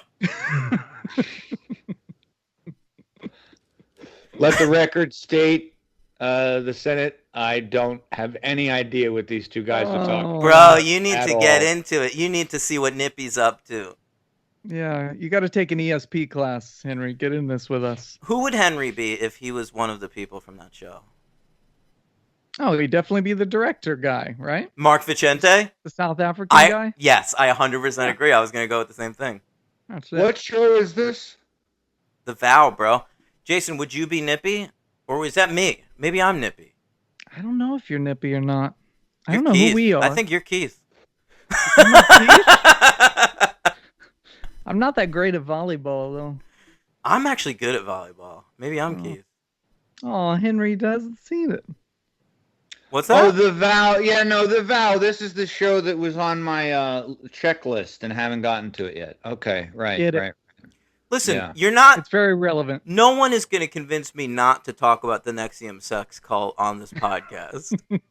I don't think anyone is trying to Thank you. convince you not to. Yeah. I'll talk about it all day. Yeah, the Warrens are investigating it right now, so it ties right into that. Honestly, the Warrens are as bad as Keith Raniere. The way they exploit these fucking people's lives. Are you kidding me with this shit? Did you see at the end of Conjuring 2, they had like the real tape of Ed Warren talking to that demon? It sounded so fucking spurious to me. It's so amazing. They change all the little details in these Conjuring movies to like make it a little more possible. But like, it's bullshit. It's all such garbage. It would. I'm telling you, that's The families are lying and they're both profiting off of each other's fucking lies. It would help this whole endeavor if they just stopped with the true story shit. I mean, it's just sad, and it, because for people with intelligence like the 3 of us, it's kind of a blockade. But like we said last week, there are so many people who I'm sure watch these movies and think, you never know. It's like fan fiction based on a couple whose lives were dedicated to fan fiction. Yeah, it's amazing because the only character introduced in this entire movie who is actually correct and calls them out on their bullshit is portrayed as this like sniveling Jewish, by the way, asshole, villain. Is that Morris? He's when they go on that talk show. Talk show. Yeah, right. There's the guy in England too, Right. but they bring out this dude. They say his name is Dr. Stephen Kaplan, okay, and he is going after them, and calling them liars, and they're defending themselves on this talk show. And there's this really telling scene where they like show them backstage, like consoling each other, like we know the truth, these fucking people. And then like Patrick Wilson has one line where he's like, well, we can stop appearing on these talk shows. I don't want to deal with another one of these academics. And he spits out the word academics. And I'm like, The Conjuring is everything that's wrong with this fucking planet. He's raging. He's going into like a nippy rage. Yeah. Now, wait a minute. And Farmiga looks over at him like Lovingly. "Aw." Yeah. That's my man. That's guy. my husband. No, wait. We reject science together. Who? Who's the Jewish guy? Who do Stephen they Kaplan, do? the doctor, the academic. He's just like an academic on the show. They're on the show, and he's the Yeah, other but talking head. did they say he's Jewish? They cast a Kaplan? very Jewy looking actor and then said that his last name's Kaplan. So I assume they meant he's Jewish. I didn't know Kaplan was. That's funny. I always thought Kaplan was like a waspy name. No. I didn't know that was Jewish. Mhm. It is. Well, we're keeping the names away from you so that everybody's safe, Henry. Oh, all right. I thought you were gonna say his name was like Meyerowitz or something. I didn't. That would have been What have you really watching? bad. You watching a lot of Noah Baumbach on Netflix lately? Yeah, I haven't. Yeah. No. Oh, okay. Yeah. No, that's a good scene. And of course, you're right. They make him the only character we can actually This relate to. sniveling shitheel. Well, the other one we can relate to later, but unfortunately, she's almost my LVP because but not as an actress. She's so underused, and they give her fucking no time in the movie. Is Run Lola Run? Yeah, the Yeah. love of your life, Franca Potent. That's right. Dan remembers. That's right. She's in it, and she's given 5 lines of skepticism. I hate that we even have to call it skepticism. She's given 5 lines of realism. She literally, she is a journalist who is like following the story and not printing anything wrong. And then she comes in with actual proof that they're fucking lying. And they're just like, gosh, I just don't know. Even watching this video of this little girl clearly lying, I think it's possible that she just misses her father.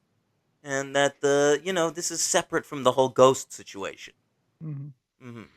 But She's now, there to be German. She's there to be just cold and analytical, and so sexy. Yeah. Oh God. What? No, I was going to say we should try to divorce ourselves from our hatred of these imbeciles and talk about how the movie though as just what I think is a very good horror movie. Okay. Well, let's cut over to England, Henry, and meet our family. And as we cut to England, let's show lots of London landmarks, even though Let's this family play clearly London doesn't Calling. live in London. And let's play London Calling by The Clash.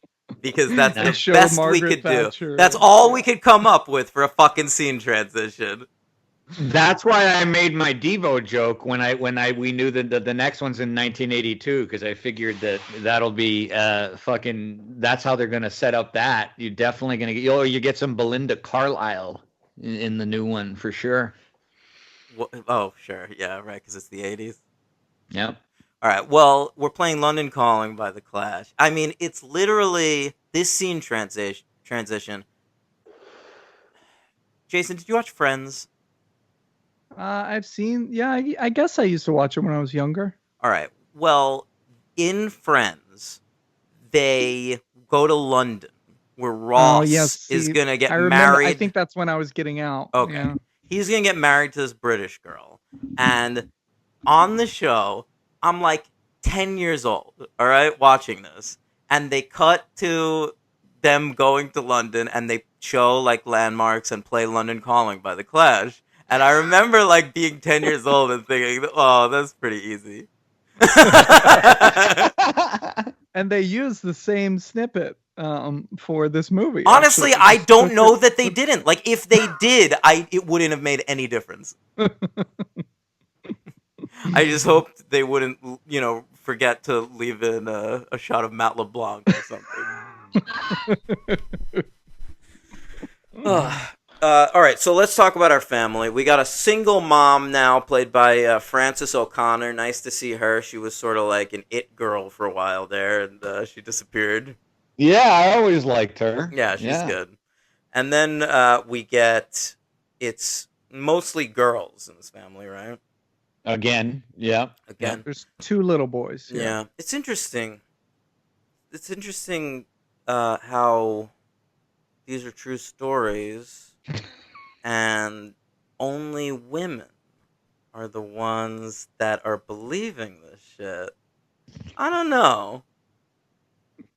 I Ask have to Harvey take. Weinstein about this. I have to don't know. take a break. I'm gonna back off from this. This one there. A little back off. I don't know. Is it possible that one gender could be a little more gullible than the other gender?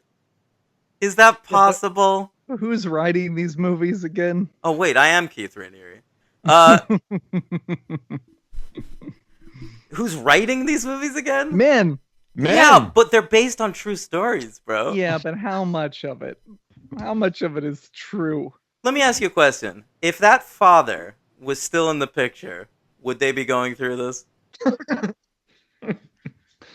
You all can stop this ghost nonsense, you stupid lasses. It There's seems no like ghost. it seems like to get haunted by a ghost, you have to be a religious woman. Hmm. That's my She was theory. like moderately. She wasn't even. I guess she was a believer, right? But she Enough wasn't like a of church-going person or anything. Well, no, I guess not. You know, Well, she must have and had she a was a store divorcee, nearby because so she- they frown on that. she must have had a store nearby because at one point she buys at least 50 crosses. To No, those no, were given to her. yeah, the neighborhood is kind to the situation for they're some banding reason. together. Are yeah. you kidding me? If someone in my neighborhood was getting like the cops and the fucking like news stations to come and like shoot their house, I'd be pissed off. I wouldn't be like, here's some crosses to ward off your ghosts. Yeah, I thought you were gonna say. I thought you were gonna say if somebody bought 40 crosses in your neighborhood, you'd call Homeland Security. I mean, that was an interesting. The reaction would be from the neighbors that there would be like the neighbor who's curmudgeonly and very angry at all this attention, but it doesn't seem like there's anyone who's being bothered by all this loud nonsense that keeps, and they're in row houses, so I mean it's not like here's they're what in an here's what I isolated assume state. happened is that they made a deal with their across the road neighbors for them to like agree with this and say they saw the ghosts, and then we'll give you a portion of the profits. And so in the movie, they make it seem like the whole neighborhood was on board, when in actuality it was probably just these neighbors. Yeah, it was just their two weird neighbors who. Yeah, The normal people's two weird neighbors. Why did we get an Why, when they go across the street, does it say the name of the neighbors on the bottom of the screen? We got like a title card for that. That was absurd. Because it was it's a true thing that happened. They want you to know who was involved and who the guy's name was, and give credit where credit's due. Meanwhile, it's a British family, and Frances O'Connor is a noted British actress. Now, this little girl who gets to hear the meeting up stories of both Ed and Lorraine, she is a Southern American actress. Really? Yes. And the family has a pretty broad Cockney Northern accent. And I assume that this little girl, they wanted her, and the only accent she could do is Cockney. I think as a kid, like, the only accent that you're going to be able to do is Cockney. And so the rest of the family had to be Cockney as well. That's my theory.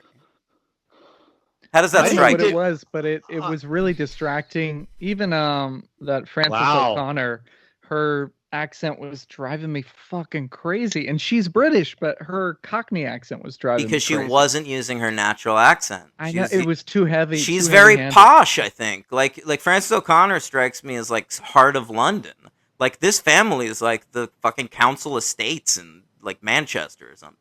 Yeah. I didn't notice any of that. I thought their accents were fine. I was not distracted at all. I didn't know they were not. I didn't even know the They little sound girl like was you doing an American. accent.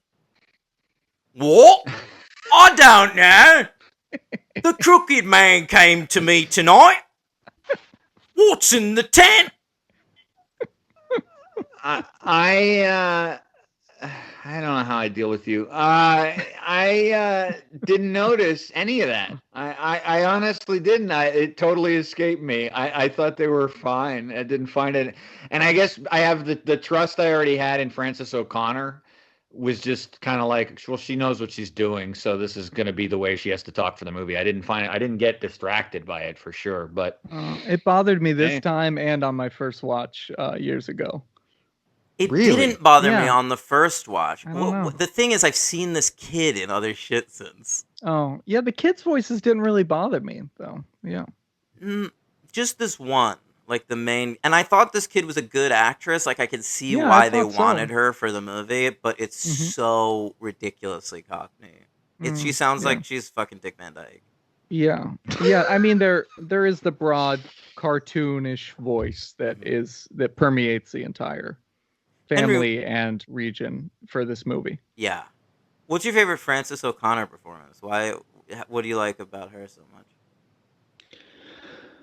I don't remember. I like her in that she did the first thing that got her attention was this thing she was in an Australian film. It was kind of like a Bonnie and Clyde type of movie.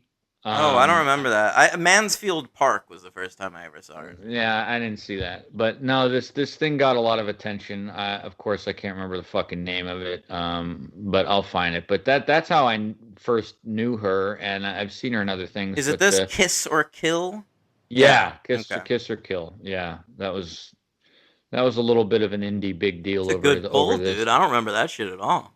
Well, that's yeah. Okay. I liked her in AI. Me too. That's the only thing I've seen her in. Oh, dude, you gotta check out Richard Donner's timeline, bro. Dude, Gerard Butler, the great Gerard Butler, he goes back in time and he meets her. How is his name? How do you pronounce his name? Gerard Butler! That's what I thought. Thanks. He goes back in time and he meets Frances O'Connor, who's a real noble woman, and he seduces her and brings her back to the present day to be his lover. Or maybe he stays back there, one of the two. Does she talk like this, though? No, she speaks very posh. Yeah. She's also in The Importance of Being Earnest, which I saw. She's in a very interesting Willem Dafoe movie that I gave 2 stars. And it truly was The Importance of Being Earnest. Makes that joke every time I bring that. Sorry. I saw her in a mediocre film with Willem Dafoe that I gave 2 stars called The Hunter. And she's in The Great Wind Talkers. Oh, brother. Wind Talkers. What an exciting film. All right. So they go out to England to help this family because they're getting fucked up all over the place, man. There's a crooked man messing with them. He's hanging out in a tent, scaring a little boy. There might be someone in the bedroom, who knows, shaking the beds, Exorcist style. Shit's going down. That one girl got in trouble at school for smoking a cigarette. I liked all the stuff that was going on. I think the movie did a good job of that. I didn't think there were anything in this movie that was boring. I thought the editing in this and the flow was actually a little better than the first movie. I thought the set piece of the house was done very, very well, where you kind of have a good feel of the geography and the layout. You really do. James Wan is super good at that, man. I think I was impressed by that in the first one. I think it's even better in this movie. There's a really good tracking shot at the beginning that's like following the family around the house, like doing normal things. And it's not a showy tracking shot. The entire purpose of the shot is to just show you the layout of the house. It's really well done. He's not really a showy director. When I think he really could be easily. I think he's talented enough to do that bullshit. But you're right. He knows where to put the camera, and I think especially like in the sequence when they're all recording the little girl and they turn their heads away, and it's kind of a static shot of P. Wilson, and he's looking, all you see is him and then the blur in the background. And I kept thinking like another director would definitely get impatient with that shot and would cut away to see their reactions, but you never see anything else except Patrick Wilson and that what's behind him out of focus. I thought that was very disciplined and not necessarily particularly scary, but I thought it was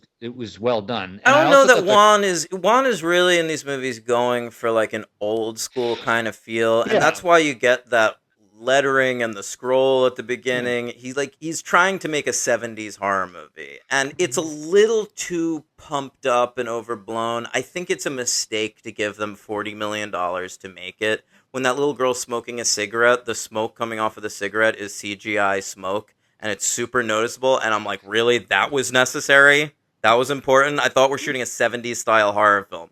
Just have can't have a kid smoke a cigarette. But you don't, she never takes a puff! Can't you just have her holding a cigarette with smoke coming off of it? That's too dangerous these days! I don't know. It wouldn't surprise me if there's some kind of It's amazing how the world changes. In 1984, fucking John Landis could decapitate kids and not get in trouble. Now we can't have them hold a cigarette. In 1973, you could have Linda Blair doing unspeakable things, and now it's not so much. Yeah, but now it's about our nostalgia for the 70s, so we're making it, through the nostalgic lens too. For sure. But still, you know what's nice? With the restraints that we have, now. I feel like in the early aughts, we were doing a thing where we were trying to harken back to the 70s, but we were really in your face about it. Like, look what we're doing. We're doing 70s shit. Like, if you watch, like, It Follows, which I love, or these movies. And I think we've gotten to a place now where we're kind of just making 70s-style horror movies. Yeah. Like Ari Aster and shit. All that stuff. Jordan Peele. You know what? I think that another thing that this movie does that's very good, that I think, and it's not forced, is that this could be such an easy excuse to want to change the setting and put it in England and then have no real reason why it's in England and could just be like in fucking Florida. Well, it's in England because it happened there. Correct. Because the case file. Yeah. Right. That's true. But, they utilize things like the rain, constantly raining. It's always gloomy and, They went a little overboard with the fog. It's like James Wan has heard the term London fog, and he was like, there must be fog there, man. There is fog literally in their yard surrounding the playset. I know. It's actually just a lone shot of fog sitting there. That is what I'm referring to. I think they do that pretty well. I mean, they do talk about biscuits a lot. A lot of bloody hells. But I think that it's justified in they make it so, because sometimes in movies, we've made this joke many times on the show where it's just like, why is this taking place here as opposed to here? It could take place anywhere. And this one works as being, as, I don't know if I want to say it needed to take place in England, but since it did happen in England, the Enfield haunting was documented and recorded in England. That's where we wanted to take it. And I think it works. Yeah, look, I'm talking shit, and you seem to slowly be moving towards defensive mode, as though you're worried that, like, I hate this movie. But I don't think you do. No, I actually really like this movie. And it held up far more on a rewatch than the first one. And honestly, when I rated that first one a 4 originally on Letterboxd, I think it was residual enjoyment from this movie. I remember when this came out, it was like, I think my father was like having some medical problems, and so I was like home with my family, and I remember watching this movie with him. Oh wait, actually it came out in 2016. This might have been when I was put in a mental institution and had to come back home. But I remember watching it with my dad, and like we were both kind of spooked by it. And, like, it was in the middle of the day, with, like, the light was dim, and, like, I never really watched horror movies with my dad, and it was, like, a nice experience, and we both really enjoyed the movie, and we were both spooked by it. And I think it really works. And I honestly, one of the things I think works the most about it is that Patrick Wilson and Vera Farmiga were such a unit in the first movie that like we didn't really get to know either of them as individuals. They were just like the ghost fighting couple. And then in this movie, they separate them for like most of the runtime. We see them apart a lot, and you really do get to know them. I liked the separate scenes of them telling that little girl their meeting story, and the way they married each other because like they're both idiots, and it's kind of sweet together. Yeah. And when they go to the train, and you can tell neither of them want to be leaving because both of them still believe in this nonsense, and then they get off the train together. It's kind of a beautiful thing. Like, this movie, if nothing else, really sold me on the Vera Farmiga, Patrick Wilson version of the Warrens being a really lovely couple of very earnest, believers. Naivete. Yeah. Like, I mean, in real life, the Warrens were probably, like, lying pieces of shit. And, I'm glad one of them's dead. But, like, in fake life, this movie really did convince me that I want to watch more adventures of this couple. Yeah. Well, they're both dead in real life. And they are? I thought just the woman. I'm pretty sure they're both dead. And I'm not sure the husband was quite so loving. I read some stuff that was a little disturbing about their little union, but we don't have to get into that. He was possessed by a demon. It was good the point. demons. That's a good. But yeah, no, Henry, Henry. I mean, come on. These guys must have been possessed like 1,000 times. Yeah, it's Let's cut them a break. They're not acting on. Come on, I never do that. I love you, baby. Right. Bro, it's not me, honey. It's not me, honey. By the way, last night when I got drunk and smacked you around, that was the Crooked Man. Yeah. By the way, this is a good example of a movie. I think it's too late now because either they already made this or it was supposed to be made. Help me out here, but the Crooked Man. I think it's still in development. Mm-hmm. I think it works really well in this movie, and I don't really need a movie with that guy as the sole character. Interestingly, I feel that way about every single thing in all of these fucking movies. Yeah, it's done really well. I even like that some of the times that you see this Crooked Man, it almost looks a little bit cheap. It almost looks a little Tim Burton-y. It does. They shot it, I think, using stop motion animation. Yeah, and it looked cool, and it didn't look that convincing, but it didn't matter. I mean, it is an apparition after all. I think that's the move. What they should do is get fucking Henry Selick to do an animated fucking Crooked Man movie in the Coraline Nightmare Before Christmas style, and do that. That would be an interesting take for this franchise. Yeah. But I mean, we don't need another movie of like generic white people getting attacked by like a spirit. Right, and I think there's a lot of it's a good movie too because I think it's a strange. It definitely throws in like a lot of different things and never feels overly stuffed. Like you've got the old man in the chair, you've got the fucking nun, you've got the Crooked Man. You've got a basic demon to begin with.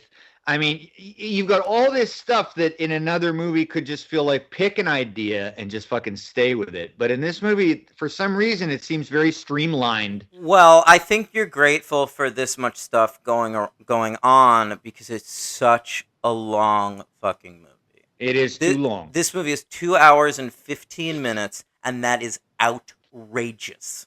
That is outrageous for like a real film that has something to say. It is extra outrageous for a fucking haunted house movie. I think that they could have cut out a lot of the fucking supposed skepticism of the Warrens. Yes. Let's just get on with it. Okay, we know that they fucking want to believe everything. It felt like the part in the rom-com where the couple's having problems. And you know they're going to get Well, back together, and yeah. you're just waiting for that. Right. I think you're right, which is why I had earlier brought up the Franca Potente character, because it's kind of like if you're not really going to give her a good storyline, just don't have her at all. You don't need this. Yeah, I don't she was need kind of this. superfluous. Yeah. And the skeptic role is either it doesn't really serve a purpose, because if we're already as viewers buying into this bullshit world, who is Franca Potente supposed She's the to bad be guy. speaking? Right, I know, but like it's not even necessary. We're 3 movies into this universe. If you're not going to flesh out that character in any way, or if she's not going to come back and then become a believer. Now, or come back in future movies to antagonize the Warrens again. Right. Yeah, Which something like she that. Like a hasn't recurring. so far.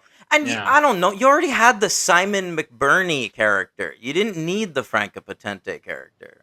I liked him a lot, by the way, but he's not a skeptic. He's one of the ones who fully believes in what they're No, doing. I know, Morris but they Gross? could have had him discover the tape or whatever. Is that what?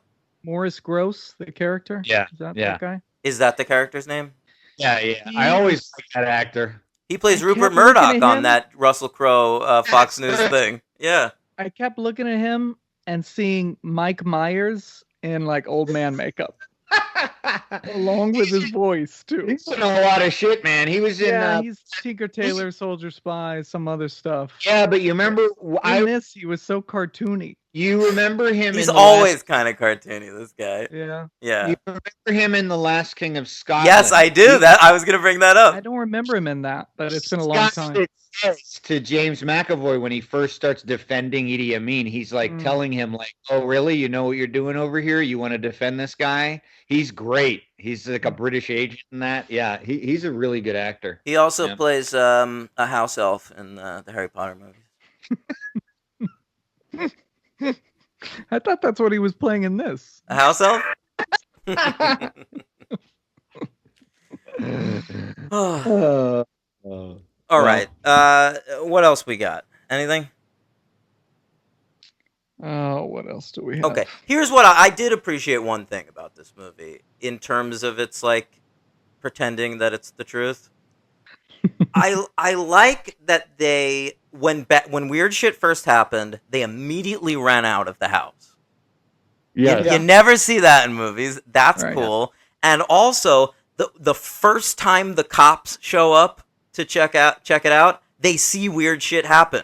You Yeah. never fucking see that. Yeah, true. And I hate like those that scenes touch, in these too. movies.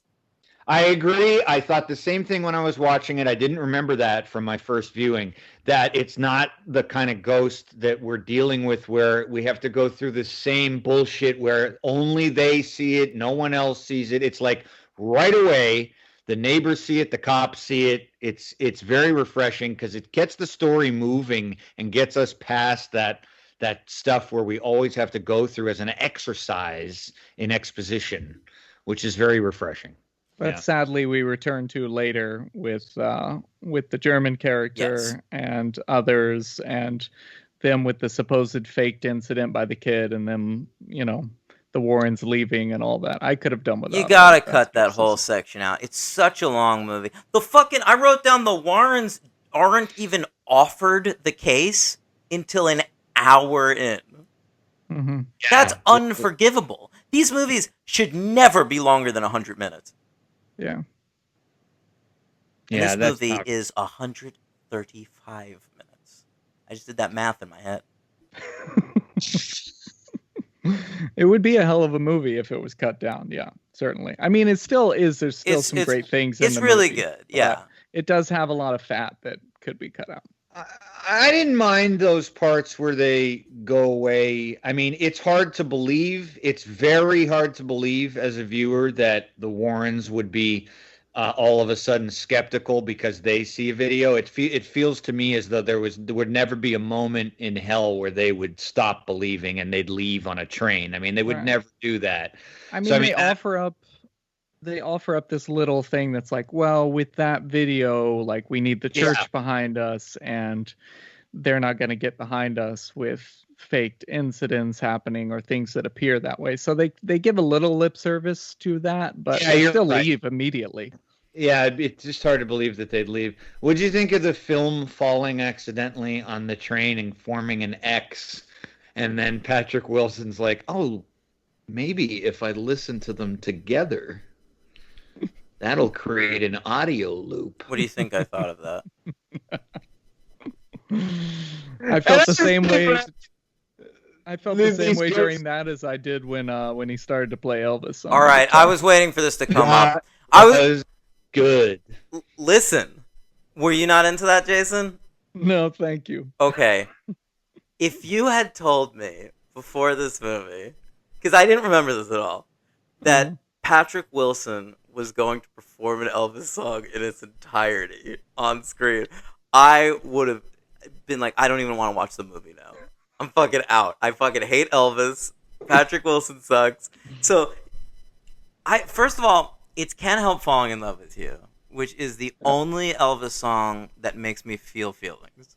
It's a great song. It's a great song.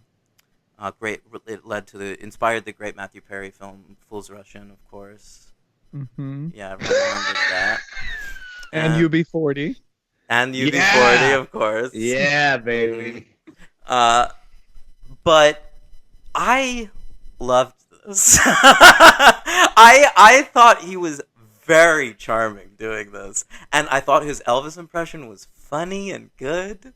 And Boy, you are a moonflower of unpredictability, my friend. I was moved by the kids singing along with him, and for Farmiga watching from the next room. Yeah. And here's something movies do that's really stupid that gets me right in the heartstrings every fucking time. When a character is diegetically performing a song, and then the composer decides, you know what I'm going to do? Add some non-diegetic strings to this, baby. You know what? Always stupid, always works. He is charming, but I will confess, in all truthfulness, that was one of the only times in the movie that I did just pull my phone out and I waited till he was done. Not me. I didn't want to. It was a little bit. I was cringy. In it, baby. And I like that song too, but I knew I just felt like, oh, he's gonna do the whole song. I don't need to watch that. It's okay. I was rolling my eyes, but I mean, it worked. The scene worked because he's making a connection with the kids. You know, It's funny. I like that earlier, the guitar was in tune and hadn't played like 10 years. Of course, ridiculous. They mention earlier in the movie that their dad loved Elvis. Like, he took all his records, and I was like, that line's stupid. That'll probably come back. No, he took all the music, is what she says. Right, and sometimes it feels that way. Fuck you. I did like that line. She goes, no, literally, he took all that was fun. That's her comic timing was very funny, because he also said any chance of him coming back, and she goes, he had twins with the woman down the street. Yeah. And he's like, yeah, it was. And he's like, oh, okay, that's a no. FYI, that dude made the right move. He did for getting the fuck out of that house. Hey, Frances O'Connor is a very appealing lady. Listen, you've got a younger lady, only 2 kids now, and all your records. I say you're doing all right. You got no Slender Man? Wait, what's his name? Crooked Man. By the way, I wondered whether that was inspired by the Slender Man. I don't know. I wish there was a better Slender Man movie. That Slender Man movie was a real disappointment. It's a piece of shit. The documentary is very good, though. Yeah, I know. Yeah. That was one of the case file on that one? Yeah, we checked out the case file on that one. Oh, good. But, those movies, it's like this is bullshit, and this is a movie about how kids are stupid. That's what I want to watch. That's very true. That's very true. Yeah. What are we giving The Conjuring 2? Jocelyn? Oh, I gotta go first.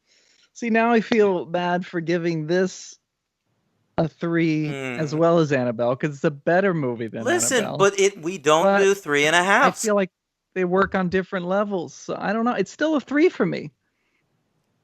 I feel a 4 for this one. I really like this movie. And I might watch this. Like, if I'm gonna watch another Conjuring, I think I'm skipping that first one. I'm putting this Really? one on. It's oh, I lost my train of thought. Okay, go ahead, Henry. I have to say, on this particular point, I actually do agree with Dan. I think it's a 4-star movie. I liked it better than The Conjuring originally, and I like it better than The Conjuring now. And if I watch one of these again, I think I'm gonna skip the original movie and just go right to this. I think it's just a solid, It's better. quickly moving. It's a better movie, and I actually felt a little. I mean, it's kind of scary. It's definitely scarier than the first one, and I just think it's a little more sure-handed. Yeah. And I like the atmosphere more. I like everything about it more. I felt and it's all very along. impressive feat. Go on, sorry. Yeah. Go on. Sorry? Yeah, I interrupted. No, All right. I was done. All right, listen. I always felt like this should just be a TV show. It's like that's what it is. Like they should just be solving crimes every week. And the first movie felt like a fucking pilot. Like they set it up, they showed us the world, they showed us who our heroes are. And then in this one, we're getting down to business. We're telling character stories. We're showing development of the people we've met already. We're introducing good new characters. I think like this is like a really good episode of a show, whereas the last one was just a pilot. Yeah, and they definitely handled the multiple demons and entities better than in the first one, where it just seems like they're coming at you left and right, and what's the relationship between all of them again. But in this one, just the way they introduce them, it's more seamless and works better. That said, I feel similarly personally to the first one and the second one. I feel like I enjoyed them about the same on a rewatch. First time around, I think I like the first one more. But I still think they're both very well made, like contemporary horror films. But on a rewatch, it didn't really make me want to go back and watch them ever again, I have to say. Now, I don't think they did have you much staying say- power for me. I didn't hear what you had said, or if you did say your rating of the very first Conjuring movie. I know you weren't. Originally, I rated it a 4. Like when I was looking back on Letterboxd, I had rated it a 4. But on this rewatch, I was like, no, this is like a 3.5. You know. Okay. I know Dan loves halves, but No. that's totally what it felt like I for me. reject If there was that. ever a 3.5. Wait, so would you give both of the first two Conjuring movies a 3? I would. And Well, Annabelle. no. The first one I like slightly more still. Just Oh, really? Okay. yeah, I do. All I think right. maybe it's like the rural setting and like some of the kids and the family. Like I enjoyed them a little more. Maybe I enjoyed the mother more in the Joey first one. King. I don't know. Yeah. Yeah. But if you were on our show last week and couldn't do halvesies, what would you have given The Conjuring? On a fresh rewatch, not thinking about what I would have to rate it in the future, on the successive episodes, I would have given it a 3. Okay, so 3, 3, 3. Three's Across all the around. board. Who's your MVP for this particular film? Mine is, this says Janet. Is that the little girl? Probably. Yeah. Yeah, Madison Wolfe. Oh, I don't like the sexy picture of her on IMDb. Yeah, it's very disturbing Yeah. when you look up young actresses to see like what else they've done, and then you start to see them kind of coming into their But own. also, she's still only 17. Like this Yeah. picture's too sexy. Yeah, let's tone it down. Yeah. I liked her a lot in this. I thought she did a really good job. Me too. And I've seen her in a few other things. She's a good child actress. I'm going to give her my MVP as well. Henry, you saw her. She was one of the kids in Trumbo. Oh my God. Yeah. I don't remember. But she was also, she played one of Woody Harrelson's daughters in the first season of True Detective. She's been in stuff. Oh, wow. Okay. Holy shit. Yeah. I think she was young Jennifer Lawrence in Joy. Oh, wait, Okay. maybe not. She was young somebody else. Oh, all right. Interesting. I thought they handled the makeup on her really well too, for making her look tired and the kind of reddened eyes and exhausted look. Yeah, it wasn't overdone. It And I didn't thought feel the like outfits makeup they to me, gave which it her, sometimes does. like that harsh, that like blood red gown she was wearing, and just a lot of the colors in their home, I thought worked really well and like set this really creepy mood. I really liked the layout of the house. Like the Mhm. living room was a good set. It was such a fun idea to have that tent upstairs. I think that's such a Yeah. good set piece. Mhm. And the chair works really well. Yes. Just the old fucking leather chair that this old man died in works really And well. then we find out that's what she died in. At oh the yeah, end. right. Yeah. In the Wouldn't you get rid of that chair after Yeah. that whole experience? Seriously, after going through that, get rid of that chair, dude. Oh, this chair Yeah. here? It's a perfectly good chair. This bloody chair. No, look, blah, blah, blah, blah. I know. I I mean, know. they got it. That's why they kept it there. I mean, they got it off the street. It's just kind of like this piece of shit. I mean, now I have requisitioned furniture from the street before. Do you know that Is it it's not haunted? Yeah. Wait, what? What did you say? Jason and I made the same joke at the same time. We asked if we Oh, know what? if it's haunted or not. Oh, yeah. Hmm. Dan, did we requisition any furniture off the street when we lived in Brooklyn? No, I don't think so. It was my chair and your chair. We had two chairs, and we sat in them. We probably should have after my cat pissed all over our couch 300 times. What are you talking about? We just put a towel down and sat on that. We were Wait, disgusting. Henry, didn't you used to have a chair? Rats. We were like living like rats. was Oh my disgusting. god. Didn't you What's used that, to have a please? chair that someone died in? Yes! Was that you? Yeah. My uncle's father died watching a Steeler game in the You had that chair in your apartment. Yeah, I got it in Pittsburgh, carried it with me all the way to New York, and I had it in every apartment except for when I lived in Brooklyn. So I must have pitched it at some point, but it was a very comfortable recliner. I wasn't going to get rid of that thing. But yeah, a guy Same thing died with in this the chair. Yeah. Henry's uncle died halfway through saying the word Roethlisberger.